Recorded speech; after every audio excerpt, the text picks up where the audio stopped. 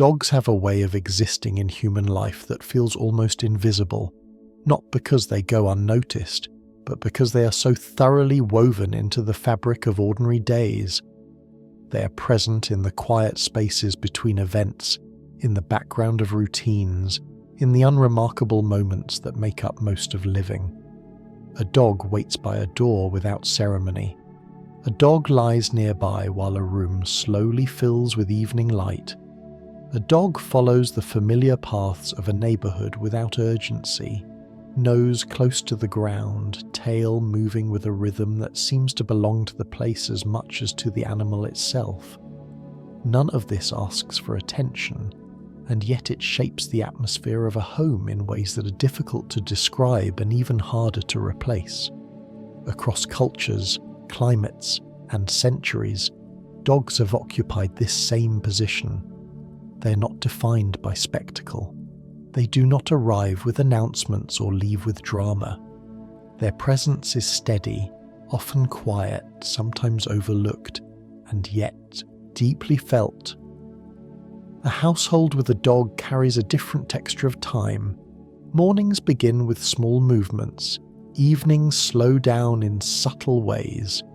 The sound of paws on a floor becomes a familiar punctuation mark in the day, marking transitions between rooms, between tasks, between states of mind. Over time, these sounds blend into memory so thoroughly that they feel permanent, as though they have always been there and always will be. It is easy to forget how unusual this relationship is. Humans have shared their lives with many animals, but none in quite the same way. Livestock remain at a distance, even when cared for closely. Wild animals exist largely beyond human control, encountered briefly or from afar. Dogs, however, cross boundaries without effort. They move freely between indoors and outdoors, between work and rest, between solitude and social life. They sleep where we sleep, wake when we wake, adapt their rhythms to ours with remarkable ease. Over time, their presence stops, feeling like something added and begins to feel like something assumed. This familiarity is not the result of novelty or excitement. Dogs are not enduring companions because they constantly surprise us. In fact, much of their comfort comes from predictability. A dog greets the same people in the same way, walks the same routes with patient interest, responds to familiar voices with the same quiet recognition. This repetition is not dullness, it is stability. It creates a sense that the world is coherent, that patterns hold, that some things can be relied upon even as everything else shifts and changes.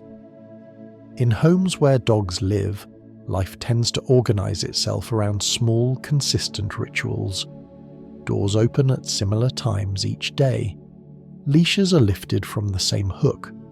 Bowls are filled and set down in the same place. None of this requires conscious planning once it becomes habit. The routines persist on their own, guided by expectation rather than instruction. Dogs remember these patterns effortlessly.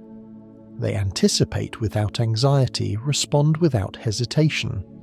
Their sense of time is not measured in hours or minutes, but in sequences of familiar events, each one flowing naturally into the next. Because of this, dogs often become quiet witnesses to human life. They observe without comment. They sit nearby during conversations they do not understand, during tasks that have nothing to do with them, during moments of joy and moments of frustration alike. They do not demand explanations. They do not ask for justification. They remain present, adjusting only when necessary, content to be included simply by proximity. Over years, this shared presence accumulates into something weighty and meaningful, though it rarely announces itself as such. This endurance is one of the defining qualities of dogs. It is not endurance in the sense of hardship or struggle, but endurance as continuity. Dogs stay. They stay through changes in weather, in households, in family structures, in emotional states. They adapt quietly as children grow, as routines shift, as lives move from one phase to another. A dog who once slept near a crib may later wait patiently outside a teenager's bedroom door, then years after that lie near the feet of an adult who has returned home carrying the weight of responsibilities that did not exist before. The dog's role does not fundamentally change. The world around them does. This constancy gives dogs a unique place in human memory. When people look back on earlier periods of their lives, dogs often appear as fixed points in an otherwise shifting landscape.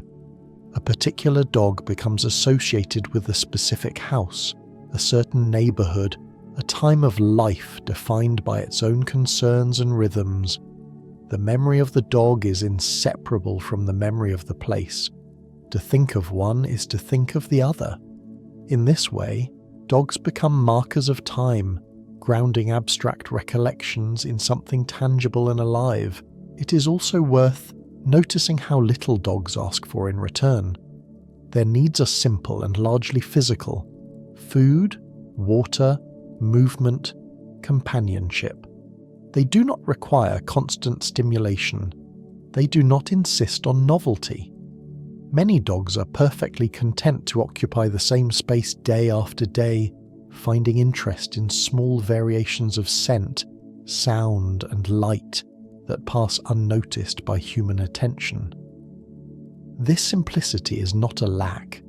It is a different way of engaging with the world, one that values continuity over change and presence over accumulation.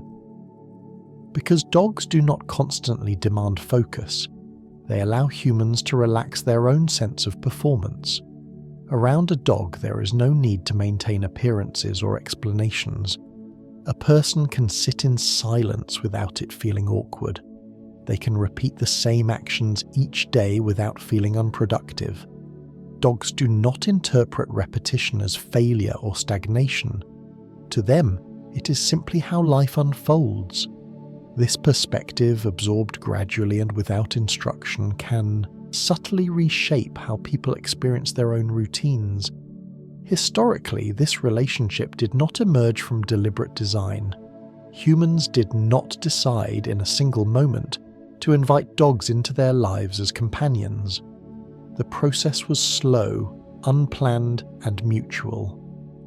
Long before dogs slept on couches or followed people from room to room, they existed at the edges of human settlements, close enough to observe, distant enough to remain cautious. Over time, those edges softened. The boundary between human space and animal space became porous. Dogs crossed it quietly, not as conquerors or curiosities, but as fellow occupants of the same environment. This shared history has left its mark on both species. Humans learn to read dogs' movements and expressions, often without realizing they were doing so. A raised head, a shifting posture, a change in breathing, all carry meaning that feels intuitive rather than learned. In return, dogs became experts at navigating human environments. They learned the sounds of doors, the patterns of footsteps, the difference between voices meant for them and voices meant for others. These skills did not develop because dogs were trained to perform them, but because paying attention made coexistence easier. The result of this long cohabitation is a relationship that feels less like ownership and more like familiarity. Dogs are not merely kept, they are included. They are factored into decisions almost unconsciously. Travel plans are adjusted, daily schedules shift, living spaces are arranged with their presence in mind. These accommodations are rarely experienced as burdens. They're simply part of how life is structured, like furniture placed where it has always been, or paths worn into the ground through repeated use. What makes dogs particularly enduring companions is that they do not compete with human complexity. They exist alongside it without adding to it. They do not require negotiation in the way human relationships do. They do not introduce social obligations or expectations beyond basic care. Their emotional world, while rich, is expressed simply and directly. Contentment looks like rest. Interest looks like attention. Discomfort looks like withdrawal or agitation. There is little ambiguity, and where ambiguity exists, it unfolds slowly enough to be understood. In a world that often feels saturated with information and demand, this clarity can be quietly reassuring. Dogs do not bring new problems into a room. They do not amplify tension. More often, they absorb it, or at least coexist with it without escalation. A dog lying nearby during a moment of stress does not attempt to fix the situation. It simply remains, offering a steady presence that asks nothing and judges nothing.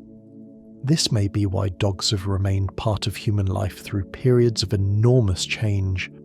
Technologies shift, cities rise and fall, cultures transform, but dogs remain recognizable across time. A dog from thousands of years ago would still be identifiable today, not just in physical form but in behavior. The same attentiveness, the same tendency to stay close, the same ability to settle into shared spaces without disruption. These traits are not flashy, but they are resilient. Endurance, in this sense, is not about resisting change. It is about adapting without losing essence. Dogs have adapted to countless human environments, from nomadic camps to modern apartments, without ceasing to be dogs. They have learned to live among noise and machinery, among crowds and solitude, among routines that shift from day to day. Through all of this, they continue to do what they have always done: stay near, observe quietly, participate without dominating. This quiet participation is easy to underestimate. It does not announce itself as extraordinary, and yet when it is absent, its absence is felt immediately. A room without a dog often feels larger than it should, quieter in a way that is not peaceful, empty in a way that is difficult to name. The routines remain, but something has been removed from their center. The familiar rhythm has lost one of its steady beats. That is perhaps the simplest way to understand why dogs are so deeply embedded in human life. They are not remarkable because they transform existence into something grand. They are remarkable because they fit into it so completely. They occupy the spaces between events, between thoughts, between moments of attention. They endure not by demanding importance, but by becoming part of what feels normal, expected, and stable. As long as humans have shared their lives with dogs, this pattern has repeated itself. A dog appears. Life adjusts almost without noticing. Days unfold, years pass, and somewhere within that span, a presence that once felt incidental becomes inseparable from the memory of how things were. Long before dogs were part of households or routines, before they moved freely through rooms and waited patiently at doors, they existed at the edges of human life, close enough to observe but far enough to remain uncertain. The world they shared with early humans was colder, darker, and far less predictable than the one we know now. Nights were long and unlit except by fire. The air carried unfamiliar sounds, the movement of animals, the shifting of wind through sparse landscapes. Survival depended on attention, on reading the environment carefully, on noticing patterns that could mean safety or danger. In this setting, the presence of wolves was not unusual. They were already part of the same ecosystem, following herds, tracking prey, moving through the same territories as human groups. What was unusual was not that humans and wolves noticed each other, but that over time some wolves began to stay closer. Early human camps created something rare in the natural world, a consistent source of warmth, food scraps, and protection from larger predators. Fires burned through the night, their light visible from a distance. The smell of cooked meat lingered in the air long after meals were finished. Bones, discarded hides, and scraps accumulated at the margins of campsites. For a cautious animal, this was both an opportunity and a risk. Approaching humans meant exposure, but it also meant access to resources that were otherwise difficult to obtain, especially during harsh seasons when prey was scarce and energy had to be conserved. Not all wolves took this risk.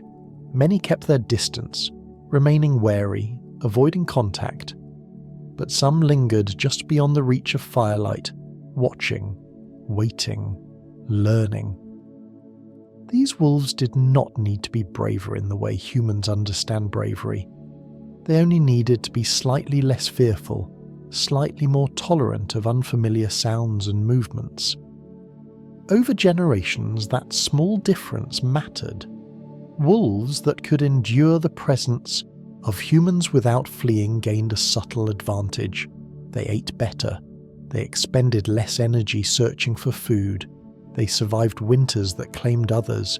This was not a decision made once, but a pattern repeated countless times, night after night, season after season. Humans, for their part, did not immediately recognize what was happening. There was no moment of agreement, no deliberate invitation. Early humans were focused on their own survival, on finding food, shelter, and safety. The wolves at the edge of their camps were simply there, another element of the environment to be tolerated or chased away depending on circumstances. Over time, however, tolerance itself became a kind of signal. Wolves that did not provoke aggression were allowed to remain nearby. Those that kept their distance without threatening people or scavenging too boldly were ignored rather than attacked. In this way, a fragile balance formed, based not on trust, but on mutual calculation. Firelight played a quiet role in this process. For humans, fire was protection and community, a gathering point that marked safety. For wolves, fire was both barrier and beacon. It kept larger predators away, illuminated the night, and marked the location of food. Wolves learned to navigate its presence carefully, staying just beyond its reach, watching humans move within its glow. Over time, some learned that fire did not always mean danger, that the figures moving around it followed patterns, that their voices rose and fell in predictable ways. They began to recognize individual humans, to distinguish between calm behavior and threatening gestures. This attention was not emotional in the way humans experience emotion, but practical and adaptive. Wolves that could read human behavior more accurately were less likely to provoke conflict and more likely to benefit from proximity. Cold nights reinforced these patterns. In open landscapes or sparse forests, warmth was not easily found, fires provided, consistent heat, and the areas around human camps were often slightly warmer than the surrounding environment. Wolves resting nearby, especially in colder climates, conserved energy by staying close to these heat sources without crossing into danger. This simple physical benefit encouraged repeated proximity. Over time, proximity became familiarity. Familiarity reduced stress. Reduced stress allowed wolves to remain longer, observe more, and learn the rhythms of human life. Scavenging itself required a delicate balance. Approaching too closely could result in injury or death. Staying too far away meant missing the opportunity entirely. Wolves that developed patience, that waited for humans to finish eating and move away before approaching remains, were more successful. This patience selected for behaviors that were less impulsive, less aggressive, more calculated. It also selected for animals that could tolerate human scent, sound, and movement without panicking. These traits, repeated across generations, gradually shifted the population of wolves that lived near humans. They became less reactive, more observant, more inclined to stay rather than flee. Humans began to notice changes as well, though likely without conscious reflection. Wolves that lingered nearby acted differently than those encountered in the wild. They barked more often, a vocalization that helped communicate across distance, and may have been useful in signaling presence without direct confrontation. They moved with less urgency, their body's language less tense. Some may have followed human groups at a distance as they travelled, benefiting from leftover food and the protection offered by group presence. These wolves were no longer entirely wild in the way their ancestors had been, but they were not yet dogs.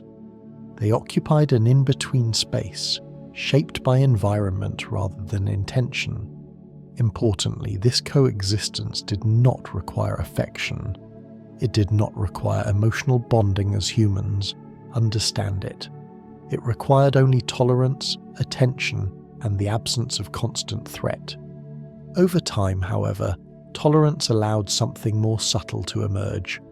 Wolves that remained near humans grew accustomed to their sounds, their movements, their presence during rest and activity alike. They learned that humans slept, that they lowered their guard at certain times, that they followed routines. This predictability made human camps safer places to be near. In turn, humans may have noticed that wolves lingering nearby sometimes served as an early warning system. Their heightened senses picked up sounds and movements humans missed. A wolf reacting to something in the darkness could alert a camp to approaching danger, whether from other predators or rival human groups. This benefit was not planned, but it was real, and it likely reinforced tolerance rather than hostility. Over generations, young wolves born near human settlements experienced this proximity from the beginning of their lives. They grew up hearing human voices, smelling human scent, seeing human movement as part of their normal environment. This early exposure reduced fear even further. What had once been unusual became ordinary. The line between human space and animal space blurred slowly, not through deliberate crossing, but through repeated coexistence. At no point did this require a sudden shift. There was no single night when wolves became dogs. Instead, there were countless small moments. A wolf resting a little closer than before, a human choosing not to chase it away, a young animal surviving because it stayed near a reliable food source, another growing up accustomed to the sound of fire crackling through the night. These moments accumulated quietly, shaping behavior through repetition rather than instruction. Over time, physical changes followed behavioral ones. Wolves that lived near humans faced different pressures than those in the wild. Aggression toward humans was dangerous and often fatal, so calmer temperaments persisted. Smaller body sizes may have been advantageous, requiring less food and allowing easier movement around camps. Changes in coat color, ear shape, and facial structure emerged as byproducts of this new lifestyle, though no one at the time would have recognized their significance. What mattered was that these animals fit more easily into the human environment, that they could exist near people without constant conflict. For humans, this slow emergence of a new kind of animal did not feel revolutionary. It was not experienced as the beginning of domestication. It was simply a shift in the background of daily life. Wolves became a familiar sight at the edges of camps. Their presence was noted but not necessarily remarked upon. Children growing up in these communities would have known no other reality. For them, large canines lingering nearby were part of the world as it was, not as it had once been. This gradual normalization is crucial to understanding how dogs came to exist beside humans. There was no abrupt change in identity. Instead, identity softened. Wolves that lived near humans became something slightly different from those that did not, and over many generations that difference grew large enough to matter.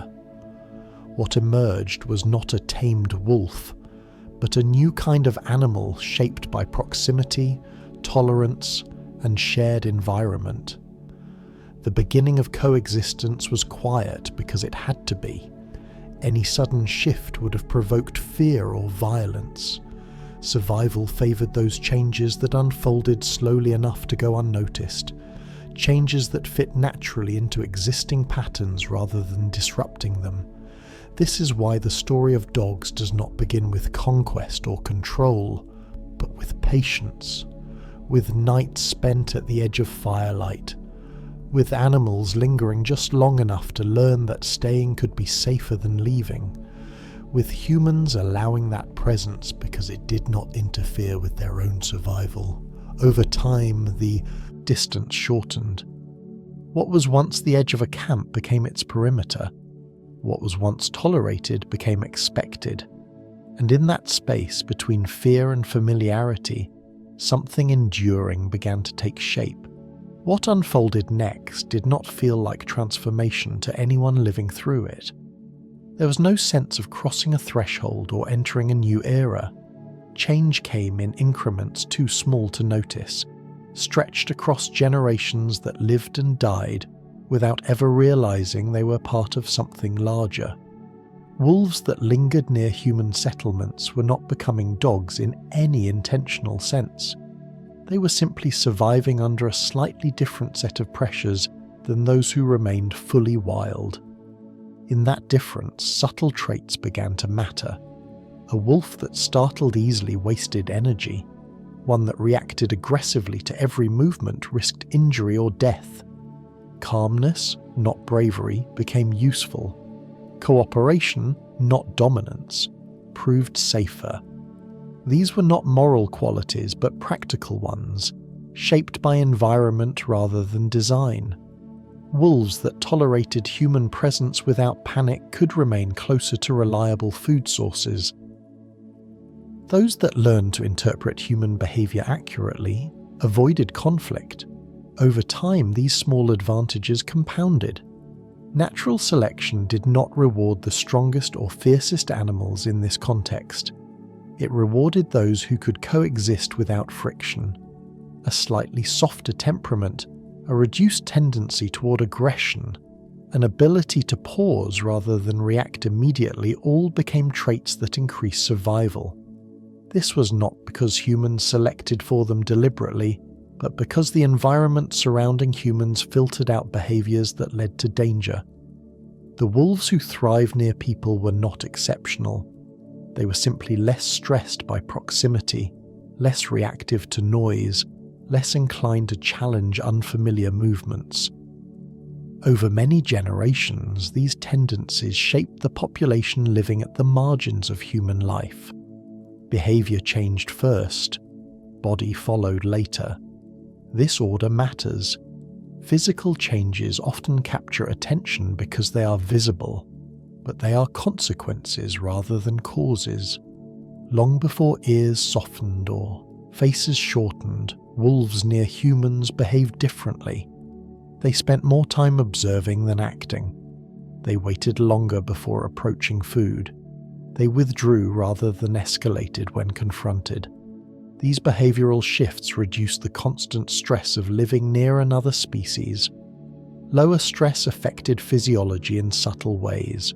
Hormone levels shifted, growth patterns adjusted.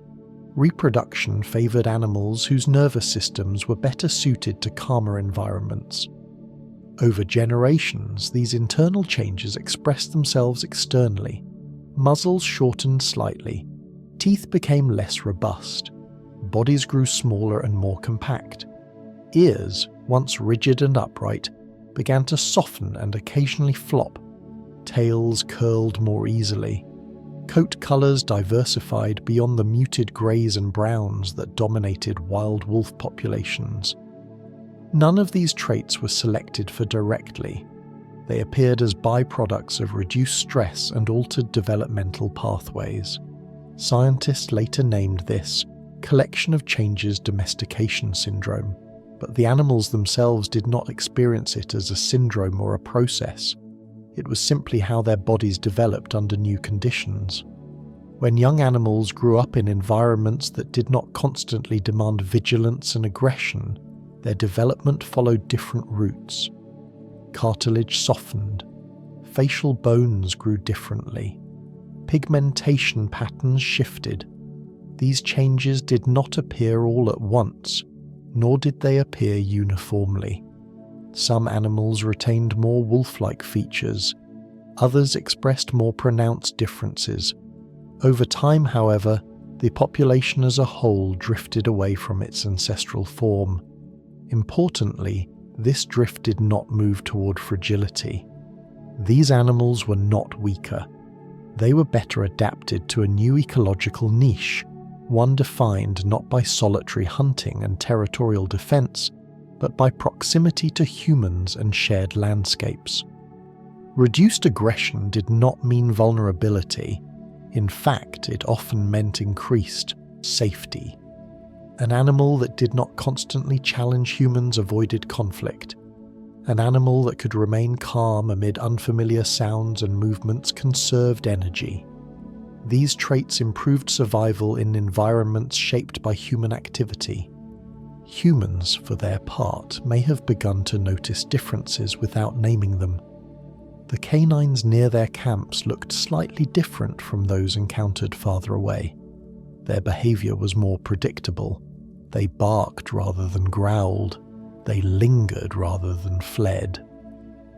Over time, some humans may have found these animals useful beyond scavenging. They may have followed hunting parties at a distance, alerting to danger or helping locate prey. They may have guarded camps simply by their presence, deterring other predators or rival groups. None of this required formal training. It emerged naturally from the animal's tendencies and the human environment. As cooperation increased, so did tolerance.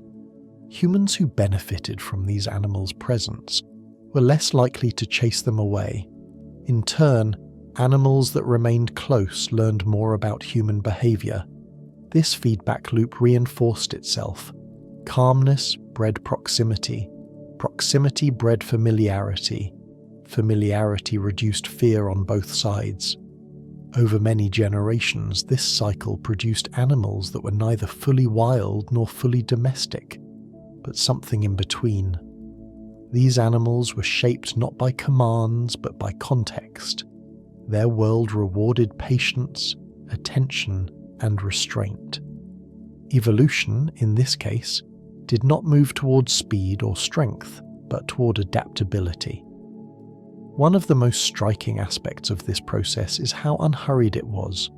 There was no pressure or rapid change. Survival did not hinge on immediate transformation. Instead, it favoured those incremental shifts that allowed animals to fit more comfortably into an existing environment.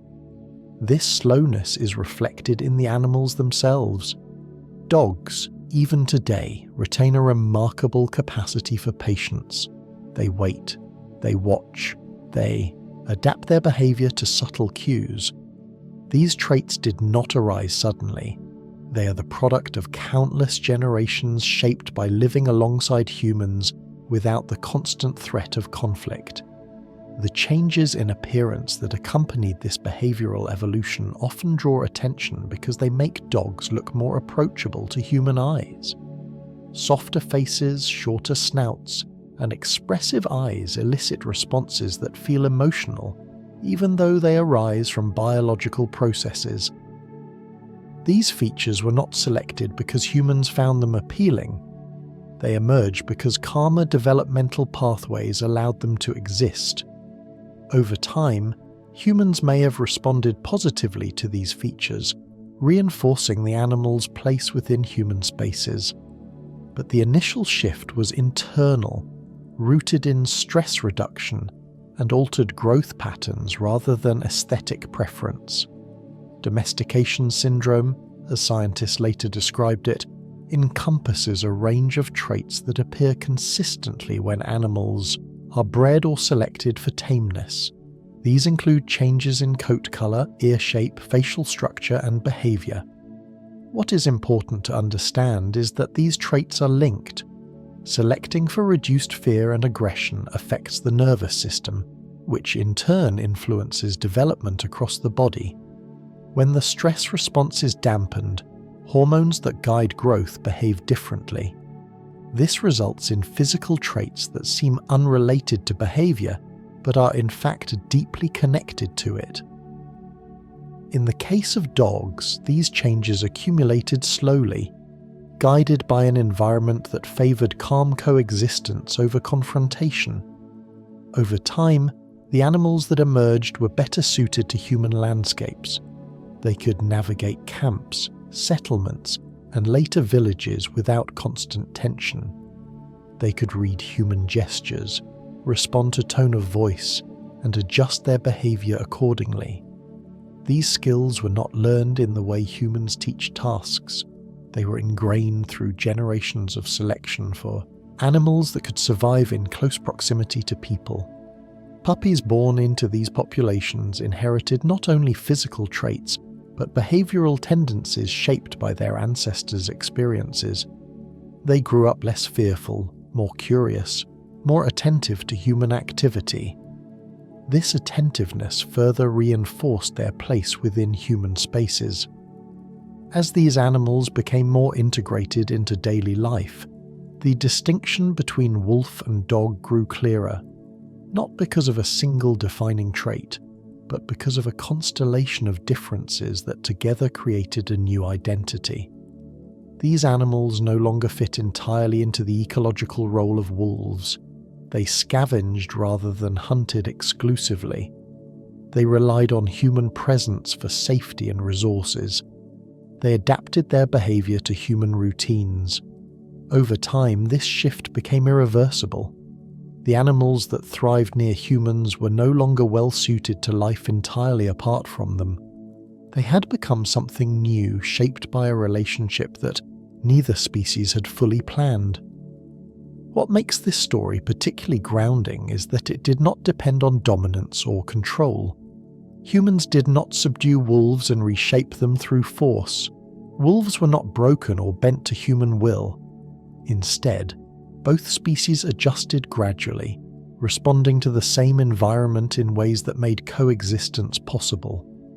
The resulting animal, the dog, is a testament to what can emerge when adaptation is guided by tolerance rather than conflict. This slow evolution left dogs with traits that continue to define them today. Their capacity for cooperation, their sensitivity to human behaviour, their reduced aggression compared to their wild ancestors, all stem from this long history of living alongside people. These traits are not the result of modern training or selective breeding alone. They're deeply rooted in the earliest phases of coexistence, when survival favoured those who could remain calm in the presence of another species. Over thousands of years, this calmness became embedded in biology. The result is an animal that feels familiar not because it is simple, but because it has been shaped by the same rhythms that shape human life. Dogs carry within them the legacy of this slow transformation. Their bodies reflect it, their behaviour expresses it, and their ability to fit seamlessly into human environments is the outcome of an evolutionary process that unfolded so gradually it never demanded attention. It simply continued, generation after generation, shaping an animal that could exist comfortably in the spaces between human lives. As these animals became more distinct from their wild ancestors, their place beside humans solidified, and by the time the first large civilizations emerged, dogs were no longer peripheral figures lingering at the edge of human life, but familiar presences woven into its structure.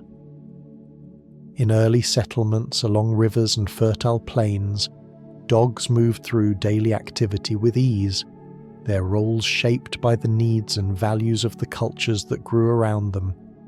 In ancient Egypt, dogs appeared not as background animals, but as beings worthy of depiction, naming, and care. Wall paintings show them walking beside hunters, sitting beneath chairs, resting at the feet of their owners. Some were bred for speed and sight, slender bodies built for the chase in open desert landscapes, while others were sturdier, guarding homes and storehouses. What stands out is not the variety, but the intimacy. Dogs were given names recorded in hieroglyphs, names that translated to phrases like brave one or reliable, suggesting recognition of individual character rather than mere function. When these dogs died, some were buried carefully, wrapped in linen, mourned by their families. Archaeologists have found dog cemeteries where animals were laid to rest with offerings, indicating that their loss was felt and acknowledged. This treatment did not stem from sentimentality alone. Dogs in Egypt were associated with protection and transition, linked to deities who guided souls and guarded boundaries between worlds. Their role as watchers, both in life and in death, gave them symbolic weight that mirrored their practical value. In Mesopotamia, where city life developed amid complex social systems, dogs again occupied a dual role. They guarded thresholds, protected property, and accompanied people through crowded urban spaces. Clay tablets depict dogs in domestic scenes, their presence unremarkable because it was expected. In legal texts, harming a dog could carry penalties reflecting their recognized value within the household. In some regions, dogs were associated with healing, believed to ward off illness or bring protection against unseen dangers. Small statues placed near doors or beneath foundations represented dogs not as abstract symbols, but as familiar guardians whose watchfulness extended beyond physical sight. Their presence in these early cities suggests continuity rather than novelty. Dogs did not disrupt human society as it became more complex. They adapted to it, fitting into new rhythms of work, rest, and ritual. In ancient Greece, dogs appeared in literature, philosophy, and daily life, often as examples of loyalty and attentiveness. Philosophers referenced dogs when discussing virtue and simplicity, noting their directness and lack of pretense. Hunters relied on them not only for their senses, but for their ability to work in coordination with humans, reading gestures and responding to subtle cues. In domestic spaces, dogs rested alongside families, their presence recorded in mosaics and pottery. One of the most enduring images from Greek culture is that of a dog waiting, watching the passage of time with patience. Stories describe dogs who recognize their owners after long absences, emphasizing memory and constancy rather than obedience. These narratives mattered because they reflected lived experience. Dogs were not symbols imposed from afar. They were companions observed daily, their behavior providing material for reflection on loyalty, awareness, and the passage of life. Across the Mediterranean world, similar patterns emerged. In Rome, dogs guarded homes with practiced alertness, their warnings etched into mosaics at thresholds as both instruction and acknowledgement. Cave Canem, beware of the dog, was not a threat alone but an admission of the animal's role as protector. At the same time, lapdogs appeared in households, bred smaller, carried easily, valued for their presence rather than utility. This coexistence of working dogs and companion dogs highlights an important continuity. As human societies diversified, dogs diversified with them, filling roles that matched emerging needs without losing their essential place within human environments. Beyond Europe and the Near East, dogs held significance in cultures separated by oceans and continents. In the Americas, long before contact with Europe, dogs lived alongside indigenous peoples in roles shaped by local environments. In Mesoamerica, certain dogs were believed to guide souls after death, a belief reflected in burial practices where dogs were interred with humans. These animals were not interchangeable. Their presence carried meaning tied to transition and continuity, reinforcing the idea that dogs accompanied humans not only through daily life but through its ending. In the Andes, dogs helped with herding and protection in harsh mountain environments, adapting to altitude and climate alongside their human communities. In North America, dogs pulled travois, guarded camps, and served as early warning systems, their senses extending human awareness in vast landscapes. Across these cultures, dogs were treated not as tools to be discarded, but as partners whose reliability shaped survival and social cohesion. Burial practices offer some of the clearest evidence of emotional significance. When people choose to bury animals carefully, to place them in graves alongside humans, to mark their passing, they reveal how those animals were perceived. These practices appeared independently in multiple civilizations, suggesting a shared recognition rather than cultural imitation.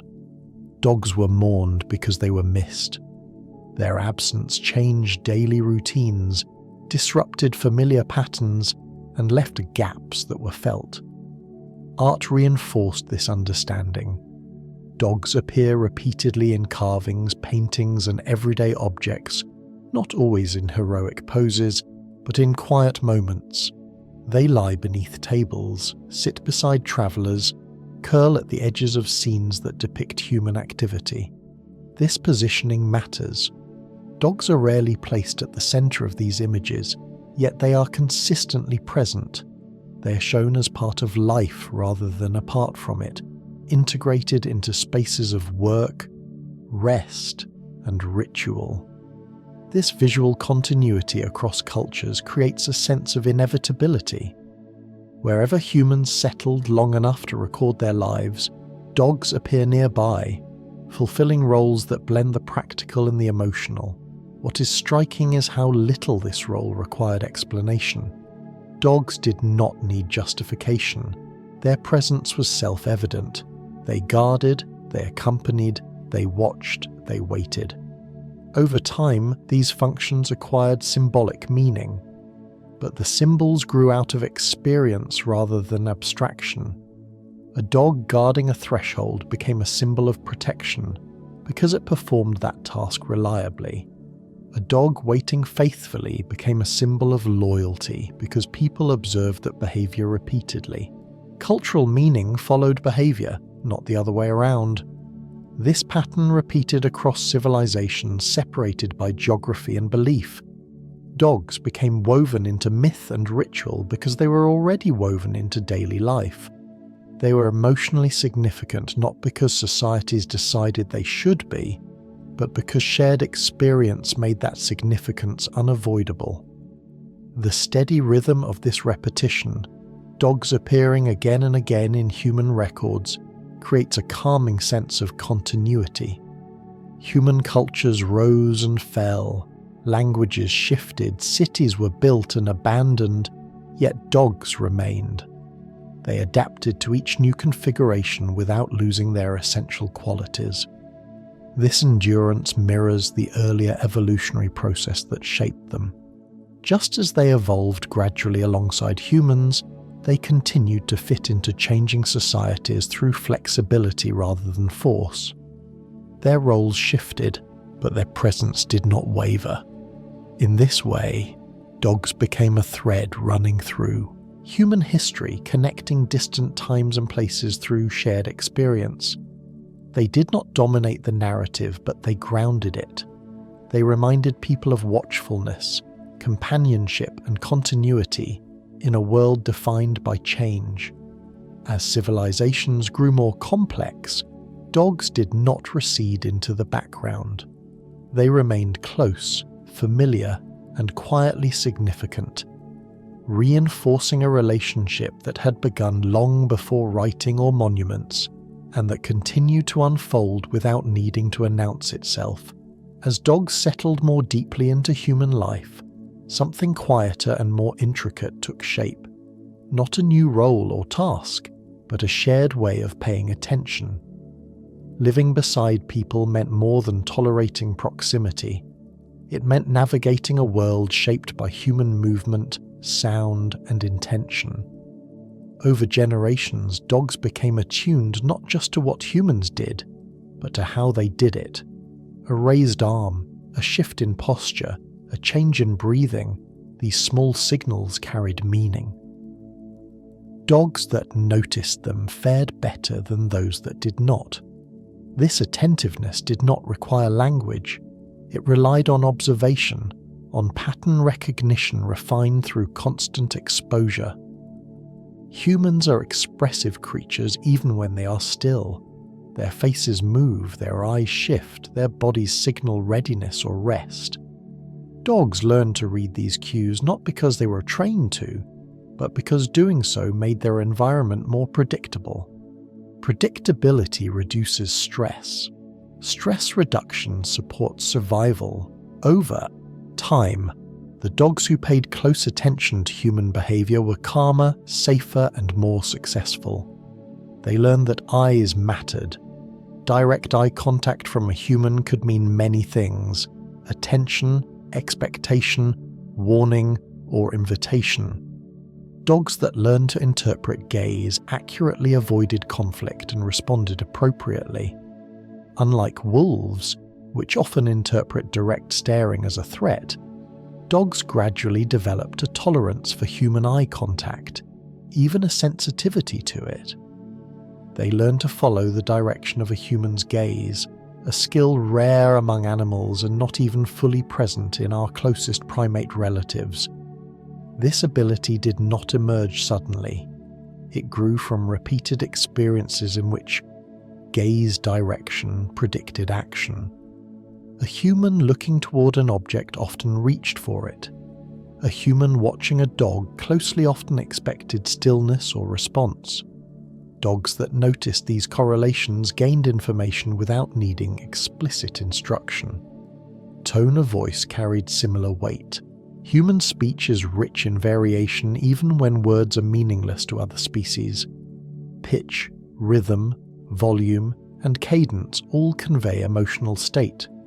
Dogs became sensitive to these qualities, learning to distinguish calm from agitation, encouragement from warning.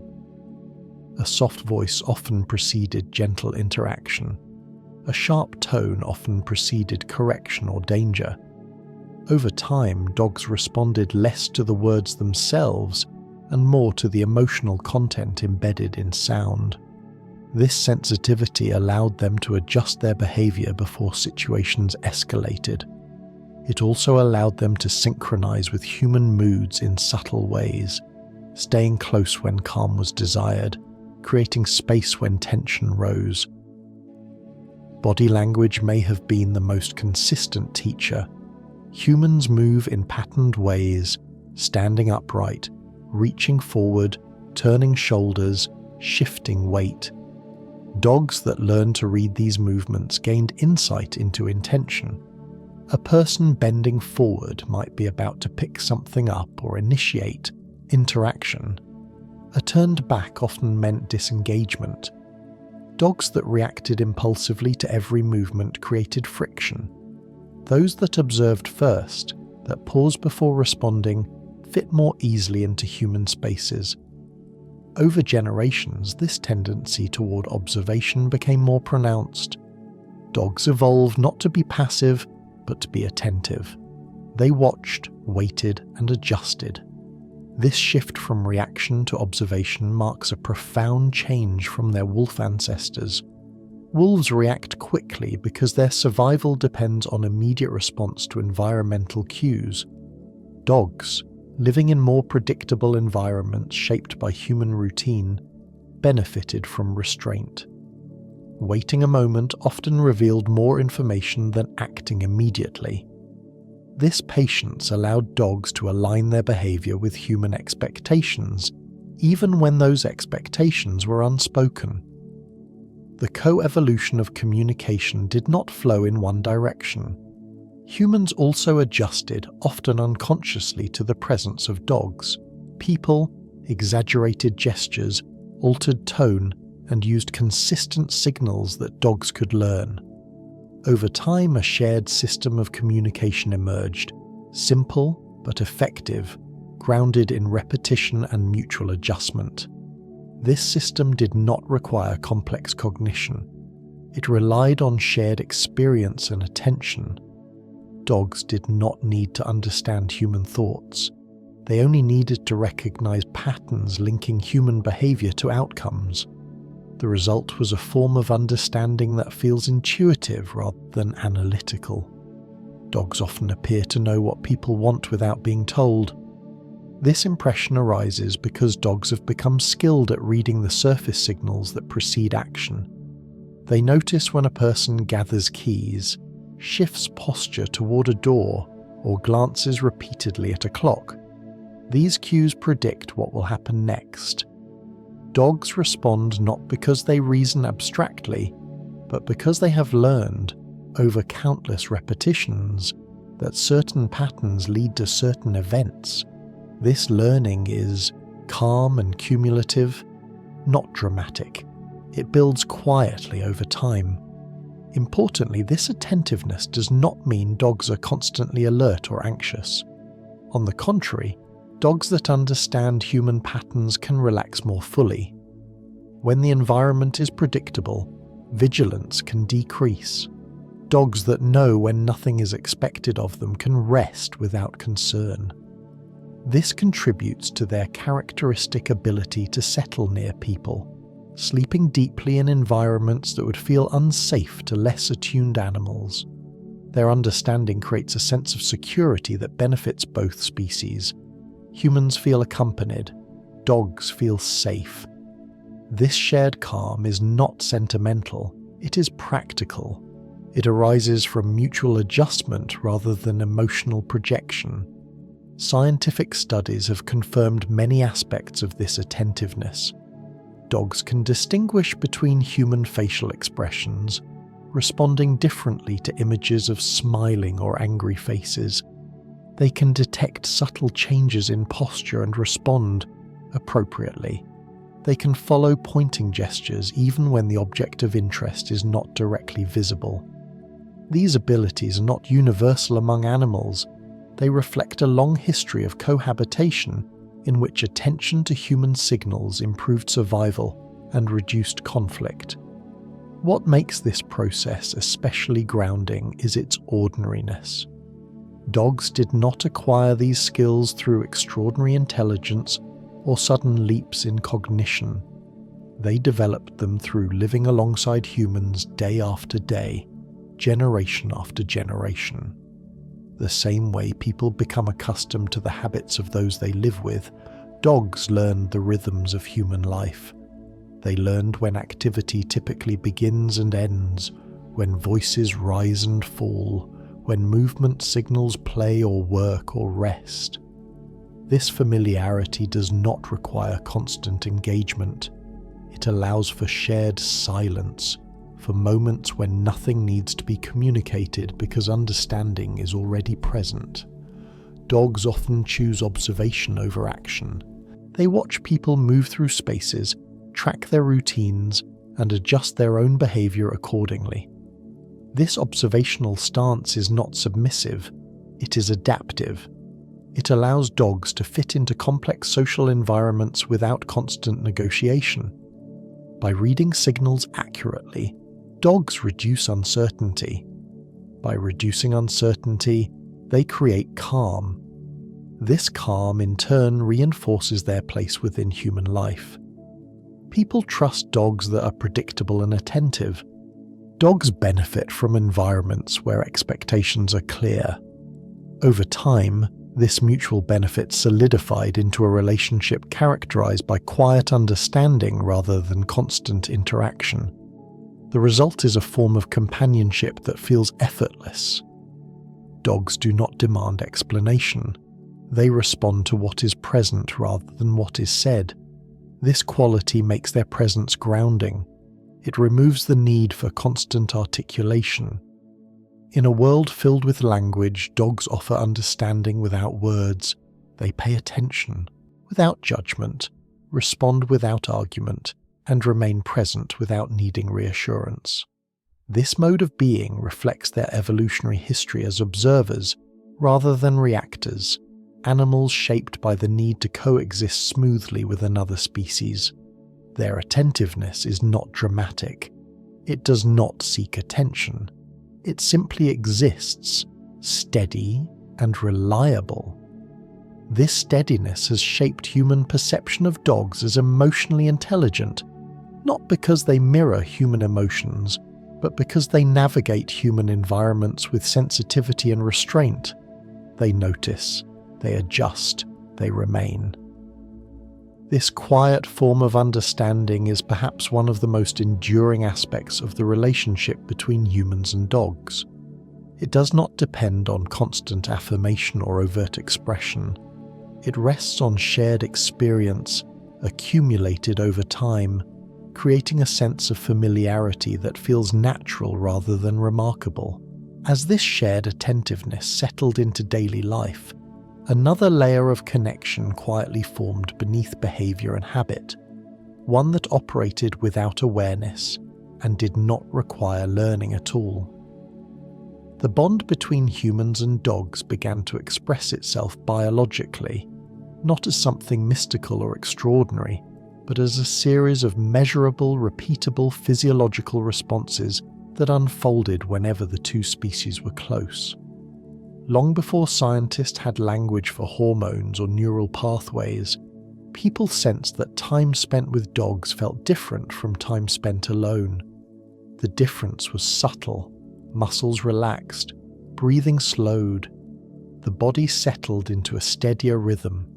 For dogs, similar changes occurred. Their heart rates softened, their movements became less vigilant. This mutual calming effect was not symbolic or imagined. It was rooted in chemistry. Modern research has identified oxytocin as one of the central mechanisms behind this bond, but describing it does not diminish its ordinariness. Oxytocin is a hormone released in many forms of social connection. It appears when parents care for infants, when partners trust each other, when social bonds are reinforced through closeness. What is notable is that the same hormone is released in both humans and dogs during shared moments of quiet interaction. When a person looks into a dog's eyes without tension, oxytocin levels rise in both bodies. When a dog leans against a human or rests its head nearby, the same response occurs. This is not a one-sided effect, it is mutual. The chemistry moves in both directions, creating a feedback loop that reinforces calm and familiarity. Eye contact plays a particularly important role. In many animal species, sustained eye contact is a signal of threat or dominance. In dogs, prolonged gentle eye contact with humans triggers the release of oxytocin rather than stress hormones. This represents a significant shift from their wolf ancestors, for whom direct gaze often signals confrontation. Over generations of living with humans, dogs adapted to interpret human gaze differently. What once meant danger came to mean attention, connection, or reassurance. Humans in turn respond to this gaze instinctively. Looking into a dog's eyes often feels grounding rather than challenging. This shared gaze does not demand interaction. It simply exists. The effect is cumulative rather than dramatic. A few seconds may pass unnoticed. Over time, however, repeated moments of this quiet eye contact reinforce a sense of safety that becomes familiar to both species. Physical closeness amplifies these effects. When dogs and humans share space comfortably, sitting or lying near each other, their bodies adjust in small ways. Studies have shown that heart rates can begin to synchronize during periods of rest. Breathing patterns slow and become more regular. Blood pressure in humans tends to decrease during gentle interaction with dogs. Cortisol, the hormone associated with stress, often drops. For dogs, similar patterns emerge. Their stress responses soften, their posture relaxes. These changes do not require conscious thought. They occur automatically, shaped by evolutionary history and reinforced by daily experience. Importantly, these biological responses do not depend on intense emotion. They do not require excitement, joy, or overt affection. Quiet presence is enough. Sitting beside a dog without touching, allowing it to settle nearby, can produce measurable changes. The bond operates beneath awareness, reinforcing calm without calling attention to itself. This is why the relationship feels steady rather than stimulating. It does not demand engagement, it offers regulation. From an evolutionary perspective, this makes sense. Animals that could coexist peacefully with humans benefited from reduced stress. Reduced stress improved health and longevity. Over generations, individuals whose nervous systems responded positively to human presence were more likely to survive and reproduce. In humans, the presence of dogs offered similar benefits. Early human environments were filled with uncertainty and danger. Having an animal nearby whose presence reduced vigilance without increasing risk would have been advantageous. The shared chemistry of calm reinforced this coexistence. Over time, it became embedded in both species. The bond became measurable because it was consistent. Scientists did not discover it by accident. They observed it because it was reliable. Experiments measuring hormone levels before and after interaction with dogs consistently show the same pattern. Oxytocin rises, stress markers fall. These changes occur across cultures and contexts, suggesting that the bond is not culturally constructed but biologically supported. Yet, despite being measurable, the bond remains ordinary. It does not announce itself. It does not feel like a surge. It feels like settling, like returning to a baseline that is slightly more stable than before. This ordinariness is part of what makes the bond so enduring. It does not rely on novelty or intensity. It persists through routine. Daily walks, shared rooms, familiar sounds, all reinforce the same physiological patterns. Over time, the body learns that the presence of the other species predicts safety rather than threat. This learning becomes automatic.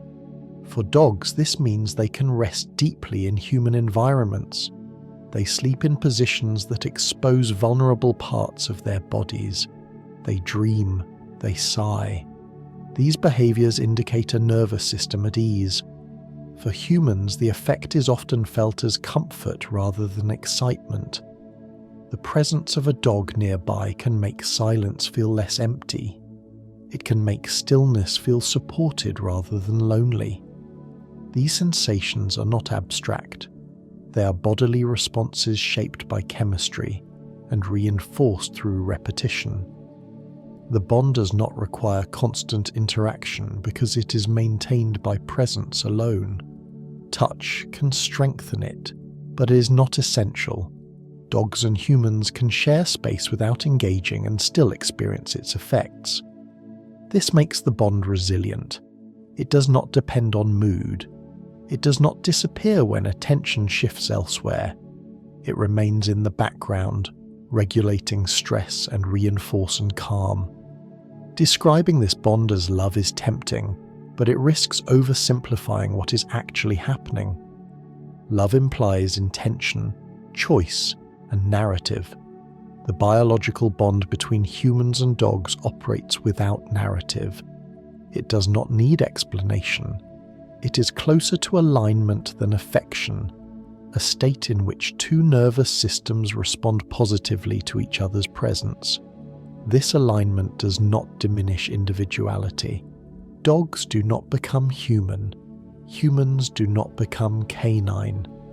Instead, both species retain their distinct ways of being while sharing a physiological response that benefits them equally.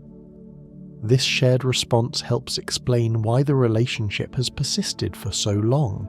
It is not sustained solely by culture, training, or utility. It is supported by bodies that respond well to each other.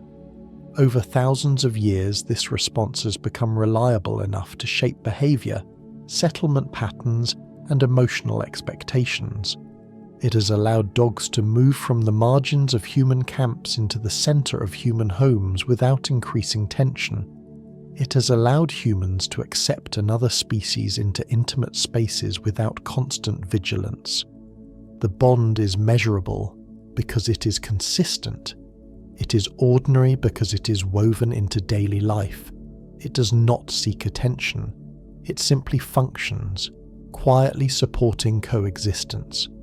This quiet functioning is what makes it soothing rather than stimulating.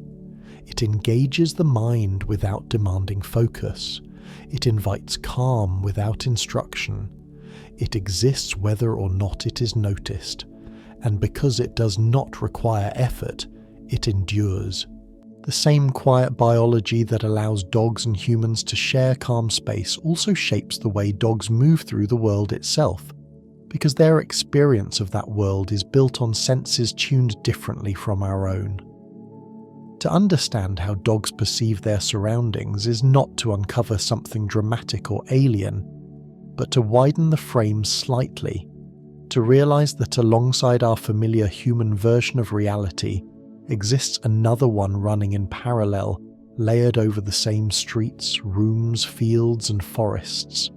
For dogs, smell is not a detail, but a foundation. It is the primary way information arrives. Where humans rely most heavily on sight, dogs navigate through scent, a sense so rich and detailed that it is difficult to translate into human terms without exaggeration. A dog's nose contains hundreds of millions of scent receptors, far more than ours, and the portion of their brain devoted to processing smell is proportionally enormous. This does not mean they simply smell things more strongly. It means they smell differently. Each scent arrives not as a single note but as a layered composition, carrying information about time, movement, emotion, and identity. A patch of grass is not just grass. It is a record of who passed through, how long ago, in what direction, and in what state. A dog walking along a familiar route is not bored or distracted when it pauses to sniff. It is reading. It is gathering context. The air itself carries stories.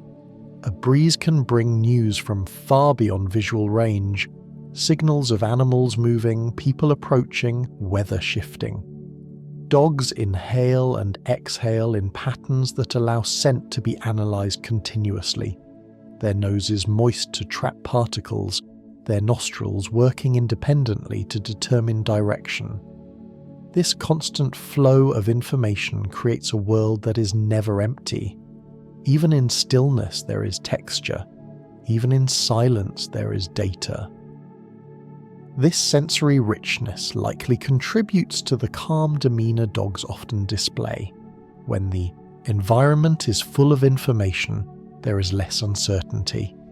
Dogs know more about what is around them than we do, even when we think nothing is happening. Sound adds another layer. Dogs hear frequencies far beyond the human range, detecting high-pitched sounds that never reach our awareness. Electrical devices hum quietly to us or not at all, but to dogs they create a persistent background chorus. The movement of small animals, the rustle of insects, distant mechanical noises all register clearly. This expanded hearing does not overwhelm dogs because it has always been their norm. Their ears are designed to filter and focus. capable of rotating to pinpoint sources with precision. A dog can listen in multiple directions at once, tracking subtle changes without needing to move its head. This ability once supported hunting and vigilance, but in modern environments it continues to provide a sense of orientation. Dogs often react to sounds before humans notice anything at all, not because they are anxious, but because they are aware. In quiet homes at night, when humans assume the world has gone still, dogs remain connected to a broader soundscape, one that extends beyond walls and windows. Vision, while less dominant than smell or hearing, is adapted for a different purpose than human sight. Dogs do not see the full spectrum of colours we do, but they excel at detecting motion and seeing in low light. Their eyes are structured to notice movement quickly, even at a distance, a trait inherited from ancestors who needed to track prey at dawn and dusk. In dim conditions where humans struggle to see detail, dogs navigate with confidence, their eyes reflecting available light to enhance perception. The world to a dog is not vivid in colour, but it is alive with motion and contrast. Small shifts matter. A twitch, a turn, a sudden change in posture stands out clearly. This sensitivity to movement aligns with their attentiveness to human body language. Dogs notice when someone rises from a chair or changes direction because movement carries meaning. Combined, these senses create a version of reality that is dense but not chaotic. Dogs are not overwhelmed by their sensory world because it is coherent to them. Smell, sound, and sight work together, reinforcing each other, reducing ambiguity. When something changes, dogs usually know why. This reduces the need for constant vigilance. A dog resting in a familiar environment can relax deeply because its senses continue to monitor the surroundings without conscious effort. Even in sleep, dogs remain connected, their ears twitching, noses adjusting, bodies responding minimally to sensory input. This layered awareness allows them to be present without strain. Understanding this sensory world helps explain many everyday behaviours. A dog pausing frequently on a walk is not resisting movement, it is engaging with information. A dog lifting its head at an unseen sound is not imagining danger, it is responding to a stimulus that exists beyond human perception. A dog choosing a particular spot to lie down may be selecting a place where scent, sound, and temperature align comfortably. These choices are practical rather than emotional. They reflect an organism tuned to its environment in a way that feels natural rather than heightened.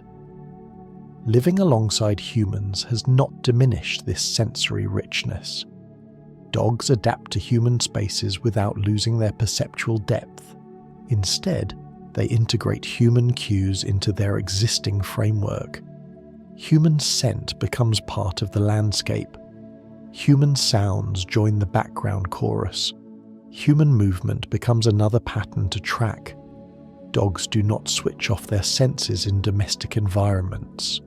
They recalibrate them. This recalibration allows dogs to feel at ease in places that would overwhelm other animals. It also allows humans to benefit from their awareness. Dogs often notice changes in environment before people do, reacting to subtle shifts that signal arrival, departure, or disturbance. This does not require training. It is a byproduct of sensory attunement. For humans, imagining the world through a dog's senses can be grounding. It invites attention to texture rather than narrative, to presence rather than interpretation. Dogs do not dwell on what senses mean, they simply register them. This mode of engagement slows perception. It reduces the tendency to overanalyze. In shared spaces, dogs often set a sensory tone that humans unconsciously follow. Breathing slows, attention broadens. The environment feels fuller but less urgent. This is not because dogs teach humans how to sense, but because their way of being in the world creates a subtle invitation to notice without reacting. Their sensory world does not demand response.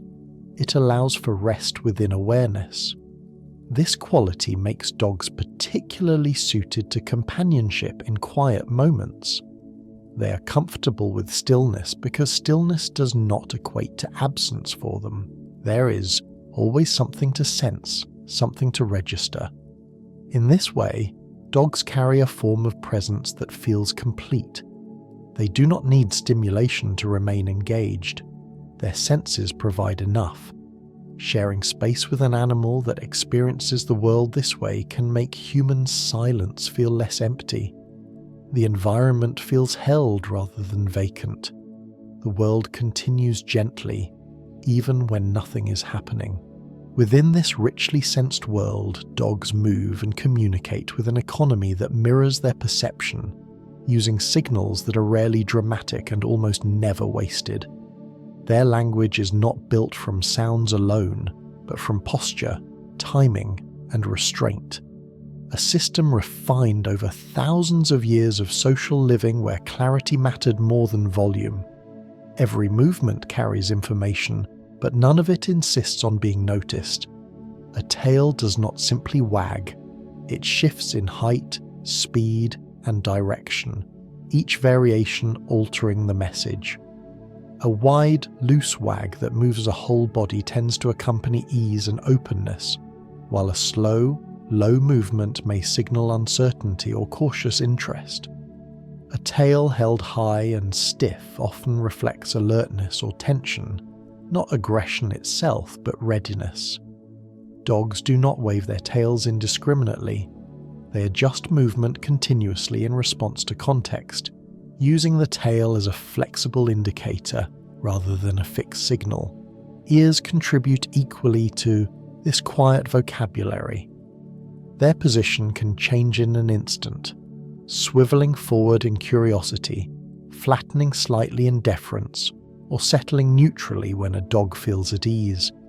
Even breeds with floppy ears show subtle shifts at the base, movements that other dogs readily interpret. Facial expressions add another layer. Dogs have mobile eyebrows, lips, and cheeks that move in small but meaningful ways. A softening around the eyes often accompanies calm. A tightening of the mouth may indicate discomfort. These expressions are not exaggerated. They are calibrated for other dogs who know how to read them, shaped by generations of social negotiation where overt signals could escalate conflict unnecessarily. Much of canine communication is designed to prevent tension rather than provoke response. Dogs use what are often called calming signals to maintain social harmony. Turning the head away, blinking slowly, licking the lips briefly, yawning in non-sleep contexts. These behaviors serve to diffuse situations before they intensify. When a dog averts its gaze, it is not ignoring. It is signaling peaceful intent. When it pauses, it is creating space for the interaction to settle. These signals are frequently misread by humans as signs of boredom or guilt, but within canine communication they are active choices, tools for managing social flow. Dogs use them with remarkable consistency, both with other dogs and with people. This tendency toward de-escalation reflects their evolutionary history.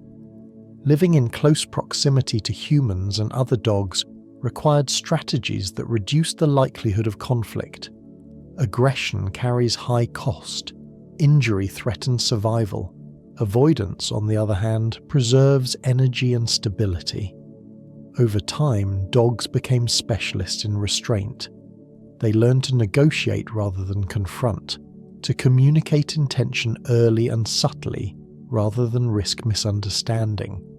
Play behavior illustrates this restraint clearly. When dogs play, they engage in actions that resemble fighting, chasing, biting, pinning, yet they surround these behaviors with signals that mark them as non-serious. The play bow, front legs lowered and rear raised, is one of the clearest examples. It precedes energetic movement and signals that what follows is invitation rather than threat. During play, dogs self-handicap, larger or stronger individuals restraining themselves to keep the interaction balanced. They pause frequently, allowing the game to reset. These pauses are not interruptions. They are checks, moments to ensure mutual comfort. If one dog disengages, the other often mirrors the pause, waiting rather than pursuing. This rhythm of action and restraint keeps play from tipping into conflict. It demonstrates an ability to monitor not just one's own state, but the state of another. Dominance, often emphasized in popular narratives about dogs, plays a far smaller role in their daily interactions than negotiation does. While hierarchies can exist, they are fluid and context-dependent, not rigid structures enforced through constant assertion. Most dogs spend more effort avoiding conflict than asserting rank. They read each other carefully, adjusting behavior to maintain balance. This flexibility allows groups of dogs to coexist with minimal friction. It also makes dogs particularly adept at fitting into human social environments, which are themselves complex and variable. Dogs extend the same communicative strategies to people, even though humans often miss or misinterpret the signals. A dog turning away when petted may be asking for space, not rejecting contact entirely. A dog yawning during a tense moment may be attempting to calm both itself and those around it. These signals are quiet by design. They assume attentiveness rather than command it. Dogs do not escalate unless necessary. They offer information early, hoping it will be received. This preference for subtlety keeps interactions steady. It allows dogs to remain socially engaged without becoming overstimulated. Over time, humans who live closely with dogs often learn to read these signals intuitively, responding without conscious analysis. This shared understanding contributes to the sense that dogs communicate effortlessly, even though the system itself is complex. The language dogs use is grounded in body awareness rather than abstraction. It relies on immediate feedback. A slight shift in posture from one dog prompts an adjustment in the other. A pause invites response. This continuous loop of observation and response keeps interactions fluid. It also means that communication does not linger. Dogs do not hold on to signals longer than necessary. Once a message is received and acknowledged, it dissolves. This ephemerality contributes to calm. There is no accumulation of unresolved cues. Everything is handled in the moment. This quality can be deeply reassuring to observe. Dogs move through social space without rumination, addressing tension as it arises and releasing it once resolved. Their communication style does not dramatize, it regulates. Even vocalizations follow this pattern. Barking varies widely in tone and context, but much of canine communication occurs silently. Growls, often misunderstood as aggression, can function as clear warnings that prevent escalation. They are part of a system designed to keep physical conflict rare. Dogs that growl are communicating boundaries. Those boundaries, when respected, allow interaction to continue safely. Suppressing these signals removes an important layer of communication, increasing risk rather than reducing it. The canine preference for clarity without confrontation reflects an underlying social intelligence oriented towards stability. Dogs are not seeking dominance for its own sake. They are seeking predictability. They want to know where others stand, what is expected, and how to move without causing disruption. Their language serves this goal efficiently. It is economical, situational, and adaptive. Living alongside humans, dogs apply the same principles. They monitor tone, posture, and rhythm, adjusting their signals to fit the interaction. They avoid insistence unless necessary. They wait. They watch. They negotiate space quietly. This subtlety contributes to the low-energy quality of their presence. Dogs do not demand attention through constant signaling. They communicate when needed and rest when not. Their language allows for shared silence without misunderstanding. This capacity to exist socially without constant exchange is part of what makes dogs so compatible with human life. They fit into the pauses between words, the spaces between actions. They communicate enough to maintain connection, but not so much that connection becomes work. This balance is not accidental. It is the result of a long history of social living, where success depended on cooperation and restraint. Observing dogs interact with each other can slow perception. Their movements are purposeful but unhurried. Their signals are clear but gentle. Watching them negotiate space without tension offers a model of interaction that feels grounded. It reminds us that communication does not need to be loud to be effective. It can be quiet, precise, and brief. Dogs embody this principle naturally, carrying it into every shared space.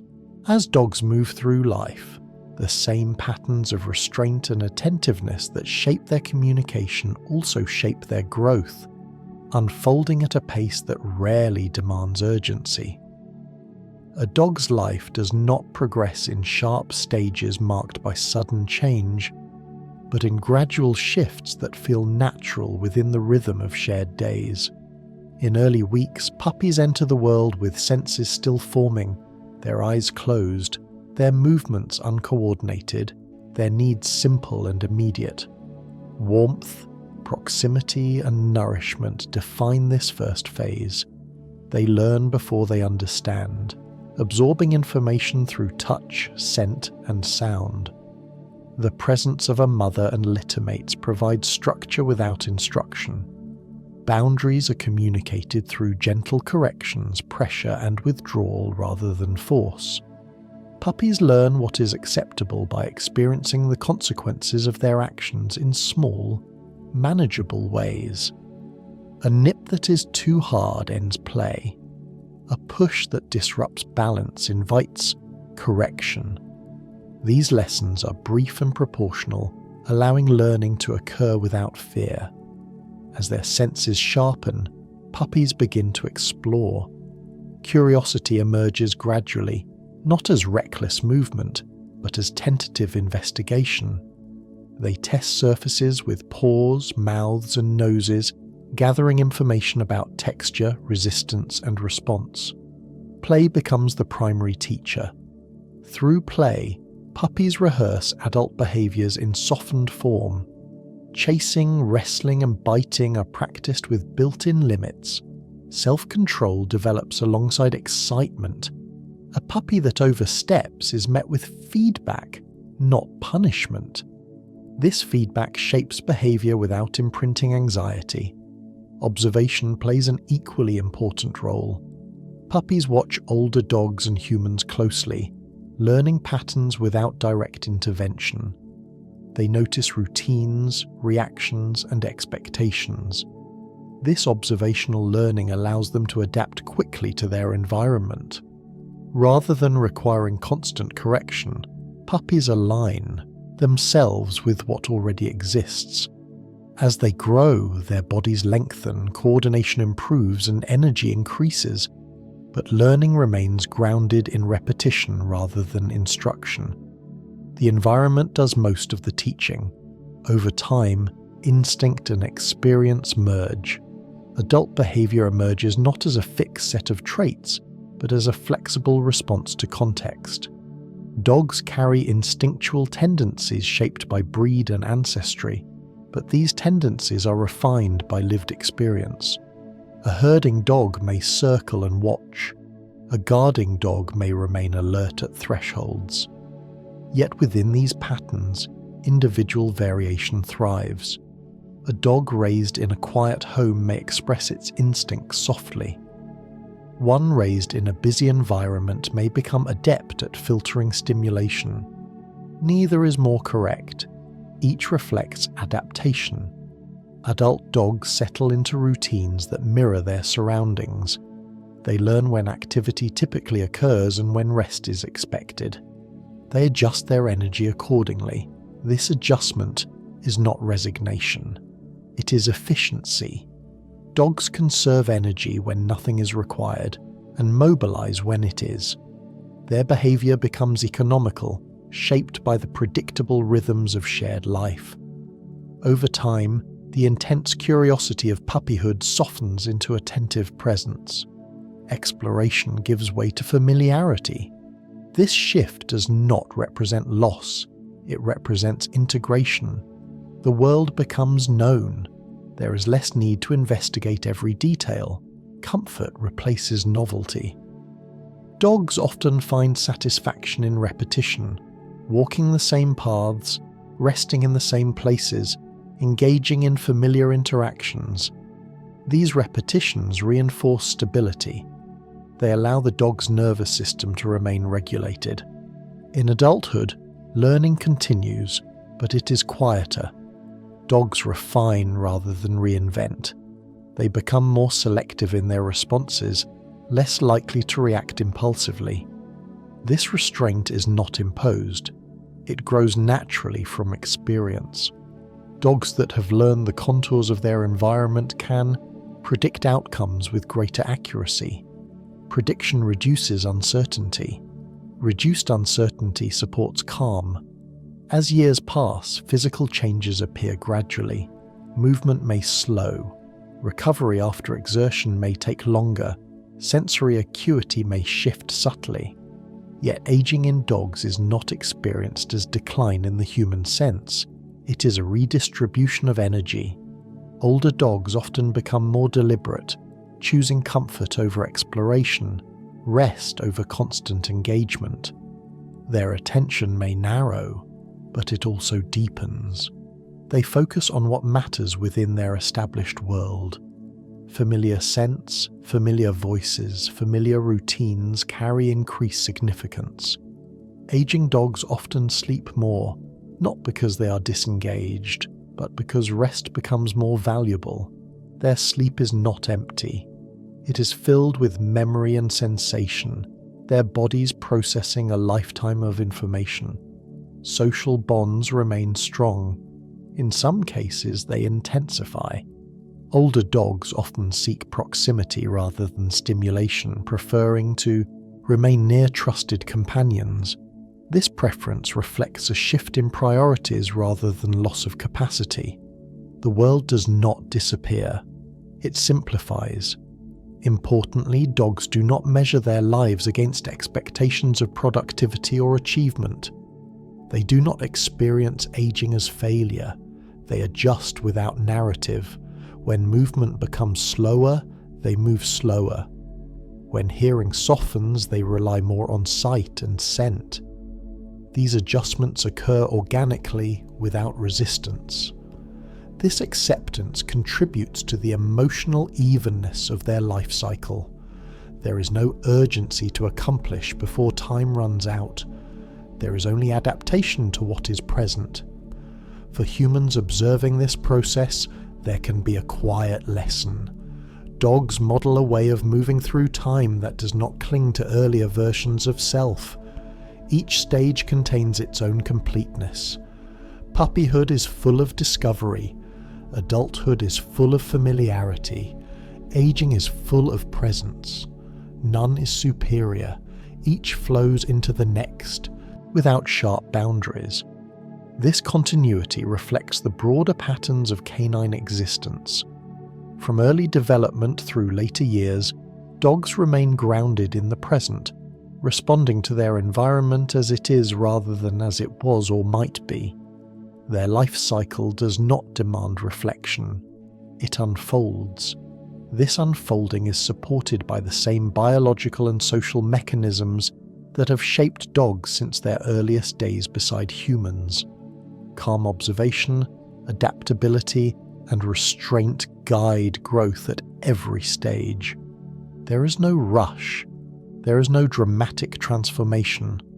Life simply continues, adjusting gently as conditions change. As dogs move through adulthood and settle into familiar rhythms, some find themselves engaged in work that mirrors the same qualities that have defined their relationship with humans all along, not through spectacle or extraordinary feats, but through consistency and reliability applied day after day.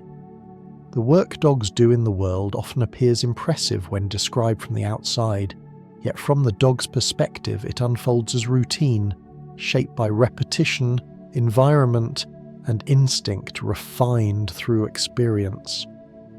A guide dog walking beside a person does not experience each step as an act of courage. It experiences a sequence of familiar movements, learned patterns reinforced over time, and an ongoing attentiveness to surroundings that has become second nature. The dog's focus is steady rather than intense. It notices changes in terrain, shifts in pace, obstacles that interrupt a path. It responds not with urgency, but with adjustment, slowing slightly, stopping briefly, guiding gently. This methodical approach reflects how dogs have always navigated human environments, by observing, anticipating, and acting without excess.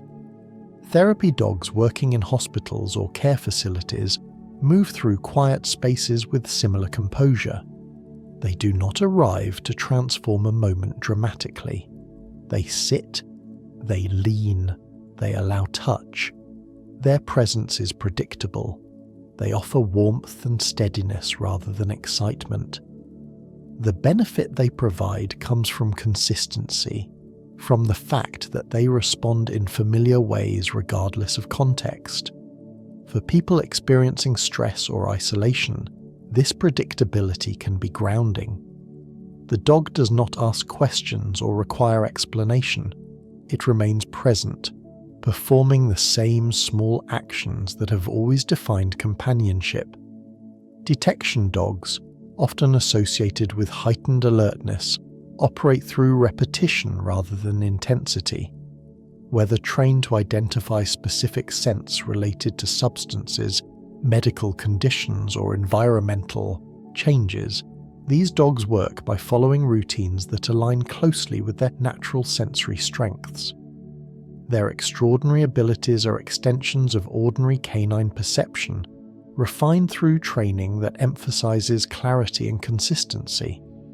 The dog learns to associate a specific scent pattern with a specific response. Over time, this association becomes automatic. The work does not feel dramatic to the dog. It feels like a familiar task performed within a structured environment. Each search follows the same general process. The dog scans, pauses, confirms, signals. There is satisfaction in completion, not because of heroism, but because the task fits the dog's way of engaging with the world. Search and rescue dogs provide another example of work grounded in routine. When deployed, these dogs do not experience chaos as humans do. They experience an environment rich with scent and sound, one that offers clear information if approached methodically. Training teaches them to move, systematically covering ground in patterns, checking areas thoroughly rather than rushing. Their behavior reflects patience and focus, not fearlessness. They do not conceptualize danger. They respond to stimuli in front of them, guided by training and instinct working together. The dog's role is to search until a pattern emerges that signals success. This process may appear heroic from a human perspective, but for the dog it is a continuation of the same behaviors practiced repeatedly in training. The emphasis on routine allows dogs to work effectively without stress. By relying on repetition, dogs conserve energy and maintain clarity even in complex environments. This is crucial because stress impairs sensory processing. Dogs that work well are not those pushed to emotional extremes, but those allowed to remain calm and attentive. Their effectiveness depends on the same qualities that support their integration into human life more broadly: patience, observation, and adaptability. Herding dogs offer a particularly clear illustration of work as an extension of instinct. These dogs do not conceptualize their role as managing animals. They respond to movement, spacing, and flow, guiding other animals through subtle shifts in position. Their work is rhythmic. They circle, pause, apply gentle pressure, then withdraw. This pattern repeats until balance is achieved. The dog's satisfaction comes from alignment, from the sense that movement has become orderly. There is no need for overt dominance. Control emerges from precision rather than force. Guarding dogs similarly rely on presence rather than confrontation. Their work often involves remaining in a specific place, observing and responding only when necessary. Most of the time, nothing happens. The dog waits. This waiting is not inactivity. It is attentive stillness, a readiness that does not escalate unless required. The value of this role lies in its restraint. A dog that reacts to every stimulus creates disruption. One that discerns between ordinary and unusual maintains stability. Across all these roles, what stands out is the absence of drama. Dogs do not frame their work as meaningful in a narrative sense. They do not seek recognition. They repeat tasks because repetition is how learning solidifies and how environments become predictable. Training reinforces behaviors through consistency, aligning with the dog's natural inclination toward routine. Over time, work becomes another aspect of daily life, integrated into the dog's overall pattern of activity and rest. This integration allows dogs to perform reliably without becoming overstimulated. Humans often project ideas of bravery and sacrifice onto working dogs, but these projections reflect human values rather than canine experience. Dogs do not override fear for a cause. They operate within parameters that feel manageable, supported by training that emphasizes clarity. When environments become too chaotic or stressful, dogs perform less effectively, not because they lack courage, but because their sensory systems are overloaded. Effective work depends on maintaining a state of regulated attention. This is why successful training prioritizes calmness. Dogs are taught to work steadily, to pause when uncertain, to rely on cues rather than impulse. These principles mirror the broader relationship dogs have with humans. The same qualities that allow dogs to guide, detect, comfort, or protect also allow them to coexist peacefully in homes and communities.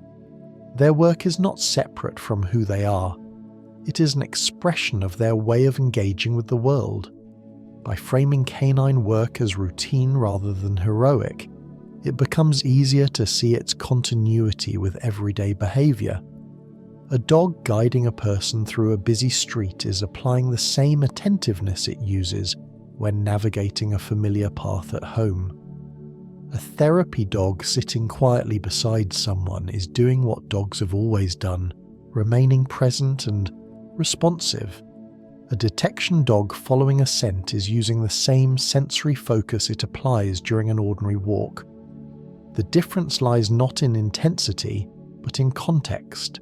This perspective highlights why dogs have been able to take on such varied roles without losing their essential nature. They do not need to be transformed to be useful. They simply apply their existing strengths within structured environments. Their work remains grounded, predictable, and repetitive. This repetition is not monotony. It is stability. It allows dogs to contribute without strain. It also allows humans to rely on them without demanding more than they can give. In this way, canine work reflects the broader story of dogs alongside humans, a story defined not by singular acts of bravery, but by countless small actions repeated with care and consistency. As dogs move through daily life alongside people, the emotional connection that forms does not arrive suddenly or announce itself with intensity, but settles gradually through repetition, familiarity, and shared presence. Dogs respond to human emotion not by interpreting it in abstract terms, but by noticing changes in behavior, tone, posture, and rhythm. A person moving more slowly than usual, speaking less, sitting for longer stretches, or breathing differently presents a pattern that dogs recognize without needing explanation. Over time, these patterns become part of the dog's internal map of the household. When energy shifts, dogs adjust. They may choose to remain closer, resting nearby without demanding attention, or they may give space, positioning themselves within sight but not within reach. These responses are not calculated gestures of empathy in a human sense. They are adaptive behaviors shaped by attentiveness and reinforced through experience. Dogs that respond appropriately to emotional shifts maintain harmony in their environment. This harmony benefits them as much as it benefits the people they live with. Companionship in this context is built less on moments of overt affection and more on routine. Dogs appear reliably at certain times of day, follow familiar paths through rooms, and occupy the same resting places. These repeated actions create a framework that holds emotional life steady. When external circumstances change, the routine remains. A dog still waits by the door, still settles nearby in the evening, still responds to the same cues. This consistency offers a form of emotional anchoring that does not require conversation or explanation. The dog's behavior confirms that some parts of the world remain stable even when others feel uncertain. Over time, humans come to rely on this steadiness, often without consciously acknowledging it. The presence of a dog does not eliminate difficulty or distress, but it alters how those states are experienced. Silence feels less heavy. Stillness feels shared rather than empty. Dogs do not attempt to resolve emotion. They do not ask questions or offer solutions. They remain present, responding minimally but appropriately. This restraint is crucial. By not escalating or demanding engagement, dogs allow emotions to exist without pressure. A person can sit quietly with a dog nearby without needing to articulate what they are feeling. The dog's presence acknowledges the moment without trying to change it. This quality makes dogs particularly effective emotional anchors. They provide continuity without intrusion. Shared presence becomes more important than constant interaction. Dogs are comfortable spending time with humans without requiring activity. They can lie in the same room for hours, adjusting position occasionally, aware but not insistent. This capacity for quiet coexistence is rare in a social species. It reflects the same evolutionary tendencies toward observation and restraint that have shaped canine behavior across contexts.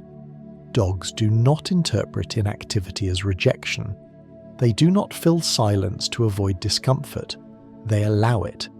In doing so, they model a form of connection that does not depend on performance. Emotional responsiveness in dogs is often expressed through small adjustments rather than dramatic displays. A dog may lift its head when a human sighs, reposition itself closer when movement slows, or follow quietly when someone changes rooms. These actions are subtle, easily overlooked, yet they accumulate into a sense of being accompanied. Over time, humans come to notice these patterns, recognizing that the dog is paying attention even when it appears to be resting. This awareness deepens the bond, not because it creates intensity, but because it reinforces reliability. dogs respond in predictable ways to familiar emotional cues. This predictability reduces uncertainty. Humans know, often unconsciously, what to expect from their dog. The dog will not judge, argue, or withdraw unpredictably. It will remain within its established pattern of presence. This makes the connection feel safe. From a biological perspective, these interactions reinforce the same calming mechanisms described earlier. Proximity, gentle attention, and shared routines support regulated nervous systems in both species. Over time, these physiological effects become associated with the presence of the other. A dog feels more at ease near its human. A human feels more settled near the dog. This mutual regulation does not require constant reinforcement. It persists through routine. Emotional connection, in this sense, is not built from heightened moments, but from accumulation. Countless ordinary days create a bond that feels durable because it has not been tested by extremes. Dogs are not steady emotional anchors because they absorb or reflect human emotion. They are steady because they remain consistent regardless of emotional fluctuation. They do not mirror anxiety with anxiety or agitation with agitation. Instead, they often maintain their usual behavior, offering a baseline against which emotional changes are felt. This baseline provides reference. It allows people to sense when something is different without being overwhelmed by it. The dog becomes part of the emotional environment, a constant element that helps define what normal feels like. Importantly, this connection does not depend on constant physical contact. Dogs can provide emotional support simply by being nearby. Their awareness does not require touch. Many dogs choose positions that allow them to observe without crowding, lying just within view or sound. This positioning reflects their understanding of social space. They remain available without imposing. This balance respects autonomy on both sides. Humans are free to engage or not. Dogs do not withdraw support if interaction is not initiated. They remain present. Over time, this unconditional availability becomes a source of comfort. The emotional connection between dogs and humans is also shaped by shared experiences across time. Dogs witness daily routines, changes in seasons, shifts in household composition. They're present through transitions, often without fully understanding them, but adapting nonetheless. This long-term presence creates continuity. When people reflect on past periods of their lives, dogs are often part of the memory, not because of specific events, but because they were always there. This constancy gives the relationship weight. It is not defined by peaks, but by duration. Dogs become associated with entire chapters of life, their presence woven into memory as background rather than foreground. This integration makes the bond feel natural rather than constructed. It does not rely on storytelling or explanation. It exists because it has always existed. Dogs do not frame their connection to humans in emotional narratives. They respond to what is present. They adjust behavior based on observation. They maintain routines. This simplicity allows the bond to remain steady. It does not fluctuate wildly with circumstance. It deepens quietly as familiarity increases. For humans, this can be grounding. In a world that often demands emotional articulation and response, dogs offer a form of connection that asks nothing. They do not require acknowledgement of their support. They do not change their behavior based on whether it is noticed. They continue as they are. This reliability allows emotional life to unfold without added pressure. The connection does not demand reciprocity in specific forms. It accepts whatever level of engagement is available. This acceptance is not passive. It is active steadiness. Dogs choose to remain. They choose proximity. They choose to observe rather than withdraw. These choices, repeated over time, create a bond that feels deep without being intense. It is the depth of accumulated presence, of shared routines, of countless quiet moments that pass without remark. This kind of connection does not exhaust. It supports. It does not elevate emotion. It stabilizes it. In this way, dogs function as emotional anchors not by intervening, but by holding space. Their presence marks continuity. It reminds humans, without words, that life proceeds through routine, that connection does not require constant effort, and that being together can be enough. A familiar house does not feel the same when one presence is missing, and dogs notice this difference not as loss in the abstract, but as a change in the shape of the day. The sounds arrive differently. Footsteps follow altered paths. Doors open and close without the expected sequence. Dogs register these shifts immediately, not because they count time, but because they live inside patterns that usually repeat with remarkable consistency. When someone who belongs to the household leaves, dogs do not mark the absence by minutes or hours. They mark it by what does not happen. A bowl remains untouched. A chair stays empty. A familiar sound fails to arrive. This awareness is calm rather than distressed in most cases, shaped by long experience with routines that include coming and going. Dogs learn that absence is often temporary, part of the same cycle that brings return. Their understanding of time is built from association rather than measurement. A person leaves in the morning and returns when light softens.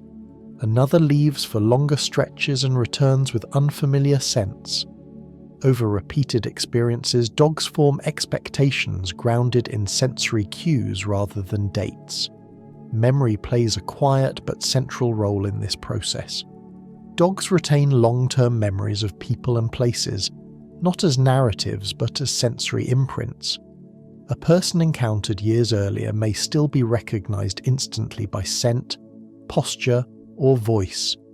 A place visited once can trigger familiarity when encountered again, even after long gaps.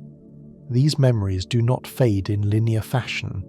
They remain accessible, waiting to be reactivated by the right cue. This form of memory allows dogs to maintain continuity without needing constant reinforcement. A bond does not dissolve simply because time passes. It rests, dormant but intact, until presence returns. Anticipation emerges from this memory without tipping into anxiety when environments remain predictable. Dogs often wait at specific locations at particular times, not because they are counting, but because patterns have taught them when arrivals usually occur.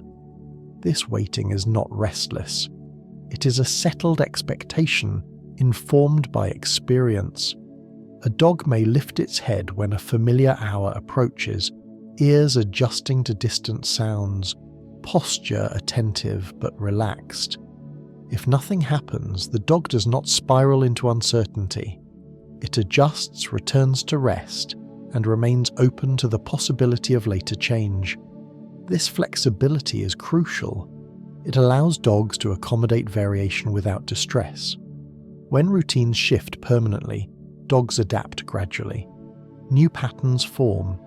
Memory recalibrates. What once signaled arrival may cease to do so, and over time the dog stops expecting it. This adjustment is not forgetting. It is updating. The original memory remains, but it is no longer predictive. Dogs navigate this process without conscious reflection. They respond to what occurs rather than what is imagined. Presence remains the central experience. When someone is there, dogs engage fully. When they are not, dogs do not dwell on absence as a concept.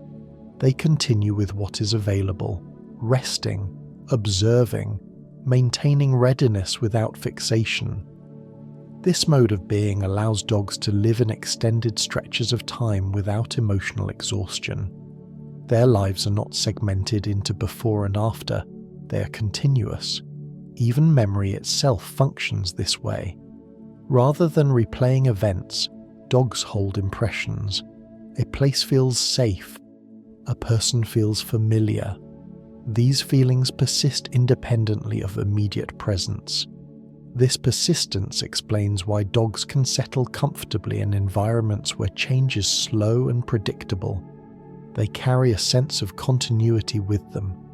Time passes, but the internal landscape remains stable. For humans, who often experience time as pressure or scarcity, this canine orientation can feel grounding. Dogs do not rush toward the future or linger in the past. They respond to cues as they arise. When absence stretches longer than expected, dogs adjust gradually. They may check familiar locations more often at first, then less. They may rest closer to entrances for a time, then redistribute themselves through the space. These behaviors reflect investigation rather than distress. Dogs seek information to update their understanding. Once updated, behavior shifts accordingly. This process can appear stoic, but it is adaptive. It preserves energy and emotional balance. Long-term memory also shapes how dogs relate to places. A home retains meaning even after long absence. Returning to a former residence can prompt immediate recognition, a sense of orientation that emerges before any conscious exploration. Scents embedded in walls, floors, and air trigger familiarity. Dogs move through such spaces with confidence, as if resuming an interrupted activity. This capacity underscores how memory in dogs is anchored to environment. It is spatial and sensory rather than chronological. Time, away, does not erase connection. It suspends it. When presence resumes, continuity reasserts itself without effort. Anticipation, in this context, remains gentle. Dogs anticipate based on likelihood, not desire. They do not imagine scenarios beyond what experience has shown. This limits anxiety. They wait because waiting has often led to return. When it does not, waiting fades. Presence always takes precedence over expectation. What is happening now matters more than what might happen later. This orientation keeps dogs emotionally balanced across changing circumstances. It also shapes how they support humans through absence. When people leave and return, dogs respond with recognition rather than reproach. They do not dwell on the time apart. They acknowledge reunion through behavior that reflects familiarity, then quickly reintegrate the person into routine. This lack of accounting allows relationships to remain fluid. Gaps do not require repair. Time does not accumulate debt. The relationship persists as it is. This approach to time and memory creates a sense of continuity that is deeply stabilizing. Dogs do not mark life in milestones. They experience it as a series of present moments linked by familiarity. Memory supports recognition.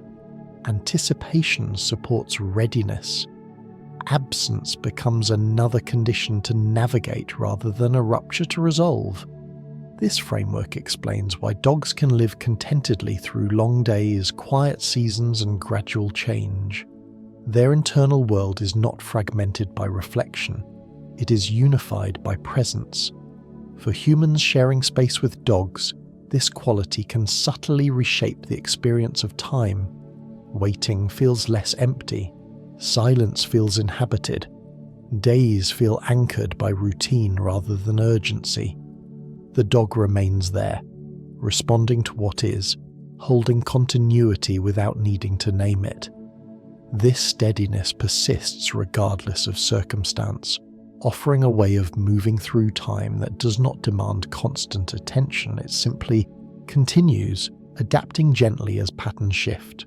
Change arrives quietly in long shared spaces, often first noticed not through emotion but through adjustment. A dog that once rose quickly now takes a moment before standing. Movements grow more deliberate. Rest occupies a greater portion of the day, not because interest has faded, but because energy is used more carefully. Aging in dogs rarely announces itself with a single turning point. It reveals itself through small accommodations made instinctively. Paths through the house shorten. Preferred resting places shift closer to warmth or familiarity. Sounds are listened to longer before prompting movement. These changes are not accompanied by resistance. Dogs do not compare what is now with what once was. They respond to their bodies as they are, recalibrating without narrative. This absence of internal conflict allows aging to proceed without urgency. The dog remains present, attentive in quieter ways, aware of the same environment through slightly altered senses. The world narrows, gently, not as a loss, but as a refinement of focus. Social behavior often softens with age. Older dogs may seek proximity more consistently, choosing to rest near those they know, rather than engage in extended activity. This shift reflects a prioritization of stability over stimulation. Familiar voices and scents carry increased weight. Routine becomes more important, not because novelty is unwelcome, but because predictability supports comfort.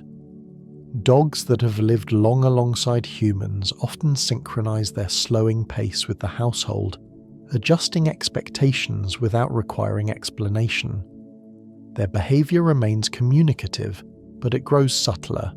A glance replaces movement. A sigh replaces play. These signals continue to function, offering clarity without effort. When loss enters this shared environment, dogs respond in ways that mirror their approach to time and memory. They notice absence through disruption of pattern rather than through abstract grief. A companion no longer occupies a familiar space. A routine breaks. Dogs may investigate these changes repeatedly at first, checking locations, listening for sounds that no longer arrive. This behavior reflects information seeking rather than distress. Dogs gather data to update their understanding of the world. When confirmation accumulates, behavior shifts, investigation lessens, attention redistributes. The dog adapts to the new pattern. This process can appear stoic, but it is rooted in acceptance rather than indifference. Dogs do experience changes in behavior following loss. Appetite may alter temporarily, sleep patterns may shift, engagement may decrease. These responses mirror stress reactions seen in many social animals. Importantly, they often resolve as new routines establish themselves. Dogs do not hold on to loss as a fixed state.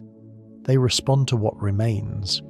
If companionship continues through other relationships or stable environments, equilibrium returns. This resilience does not negate the bond that existed.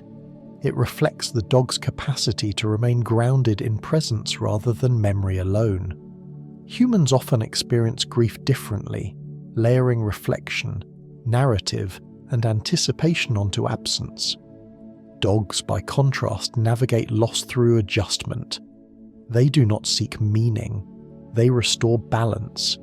This difference can feel both comforting and challenging to observe. A dog's ability to continue can highlight the permanence of absence, while also offering a model of continuity. Routines persist. Morning still arrives, movement continues. The dog waits, rests, and responds as it always has, within a newly shaped pattern. Continuity does not erase loss. It carries it forward without fixation. Over time, routines themselves become stabilizing forces. Feeding schedules, walks, resting places all provide structure that supports emotional regulation. Dogs often rely on these routines more heavily after change, not because they resist adaptation, but because consistency provides orientation. Humans may find comfort in maintaining these same routines, discovering that shared activity can proceed even when emotional weight remains. In this way, dogs and humans navigate loss together through action rather than explanation. Meaning emerges indirectly, not through resolution, but through persistence. Aging and loss coexist within this framework without demanding closure. Dogs do not seek to resolve what cannot be changed, they live alongside it. Their acceptance is not passive, it is active engagement with what remains. An older dog continues to greet familiar people, continues to rest in known places, continues to respond to its environment with attentiveness adjusted to capacity. Loss becomes part of the landscape, not a rupture that defines everything. For humans, observing this acceptance can soften the intensity of grief.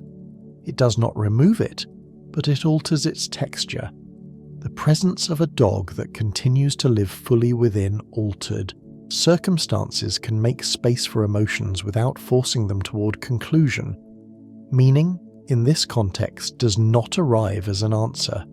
It arrives as continuity. Life does not resolve itself neatly. It carries forward. Dogs embody this movement naturally. They do not commemorate endings. They integrate them. The world continues to offer sensory input, routine, and connection. Dogs respond to these offerings as they always have, adapting without resistance. This capacity does not diminish the significance of what has been lost. It places it within a larger flow. Aging reinforces this perspective. As bodies change, dogs adjust their engagement without protest. They do not strive to reclaim earlier vigor. They inhabit current capacity. This acceptance can be deeply settling to witness. It reframes aging not as decline but as transition. Each stage contains its own completeness. Loss and aging together shape a quieter form of continuity, one that does not seek to return to previous states or rush toward new ones. It remains with what is. Over time, this way of being can influence how humans experience their own transitions. Sharing space with a dog that accepts change without resistance offers a steady reference point. Routines may shift, but they persist.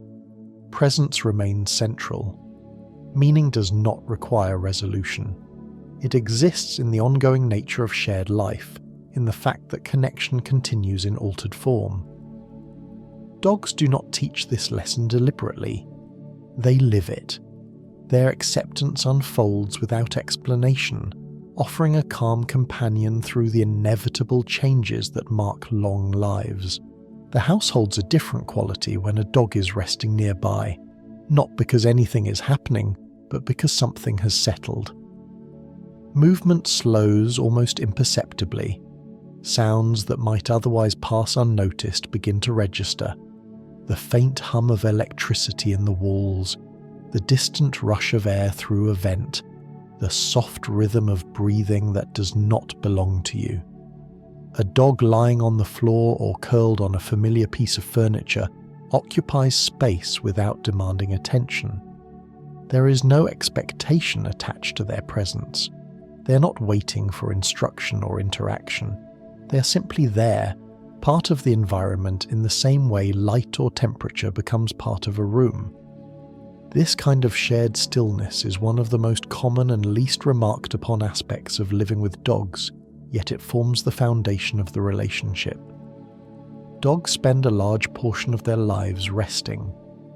Adult dogs may sleep or lie quietly for 12 to 14 hours a day, sometimes more. This rest is not always deep sleep.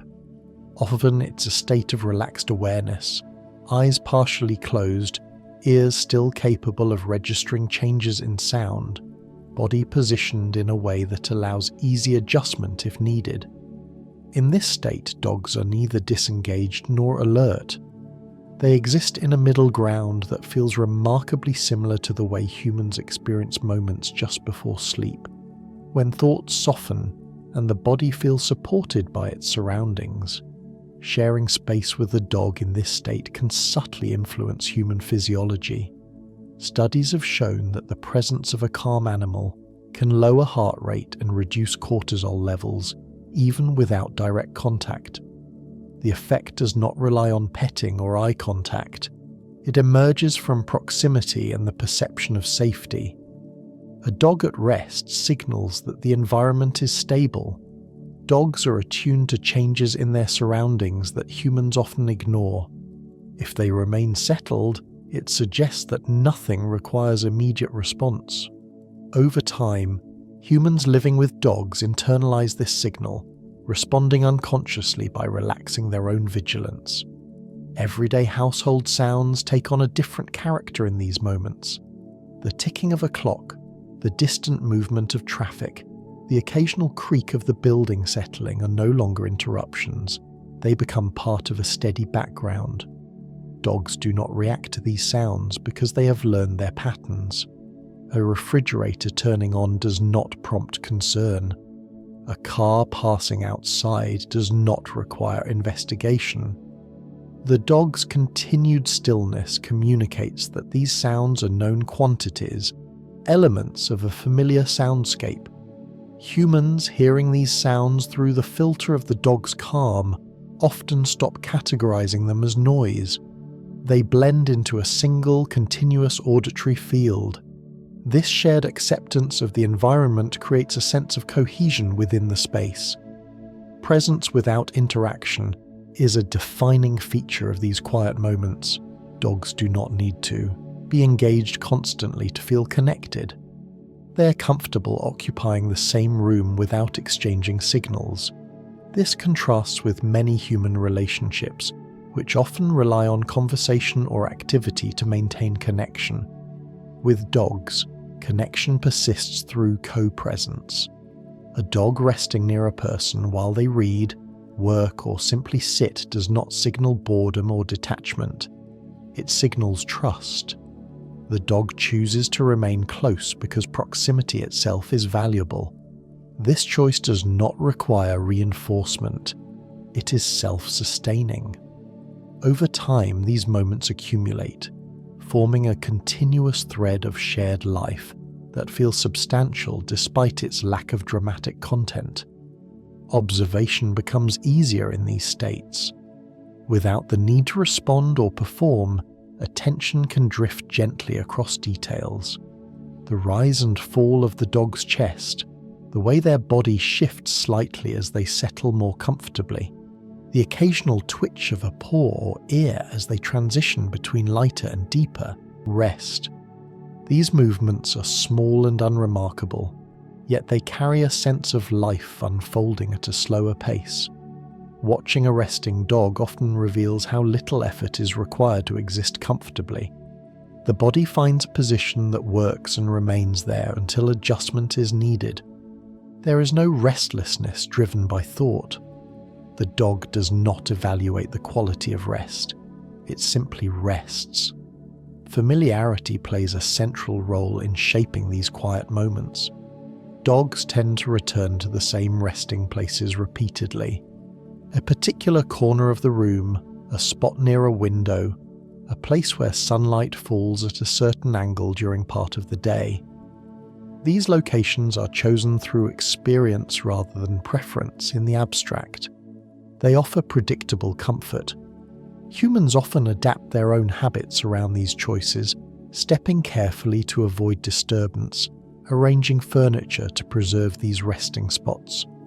In doing so, the household gradually organizes itself around shared comfort rather than efficiency alone. The result is an environment that supports slowing down. Everyday calm moments with dogs rarely stand out when they occur. They do not announce themselves as meaningful. Their significance becomes apparent only in hindsight, when absence reveals how much these moments contributed to a sense of ease. People who have lived with dogs often describe missing the background presence most acutely after loss. Not the walks or the play, but the quiet company. The sound of breathing in another part of the room. The sense that someone else is there, sharing time without needing to fill it. This suggests that these moments serve a regulatory function. They provide a baseline against which other experiences are measured. When that baseline is present, stress has less room to escalate. When it is gone, the absence feels larger than expected. Dogs do not conceptualize these moments as special.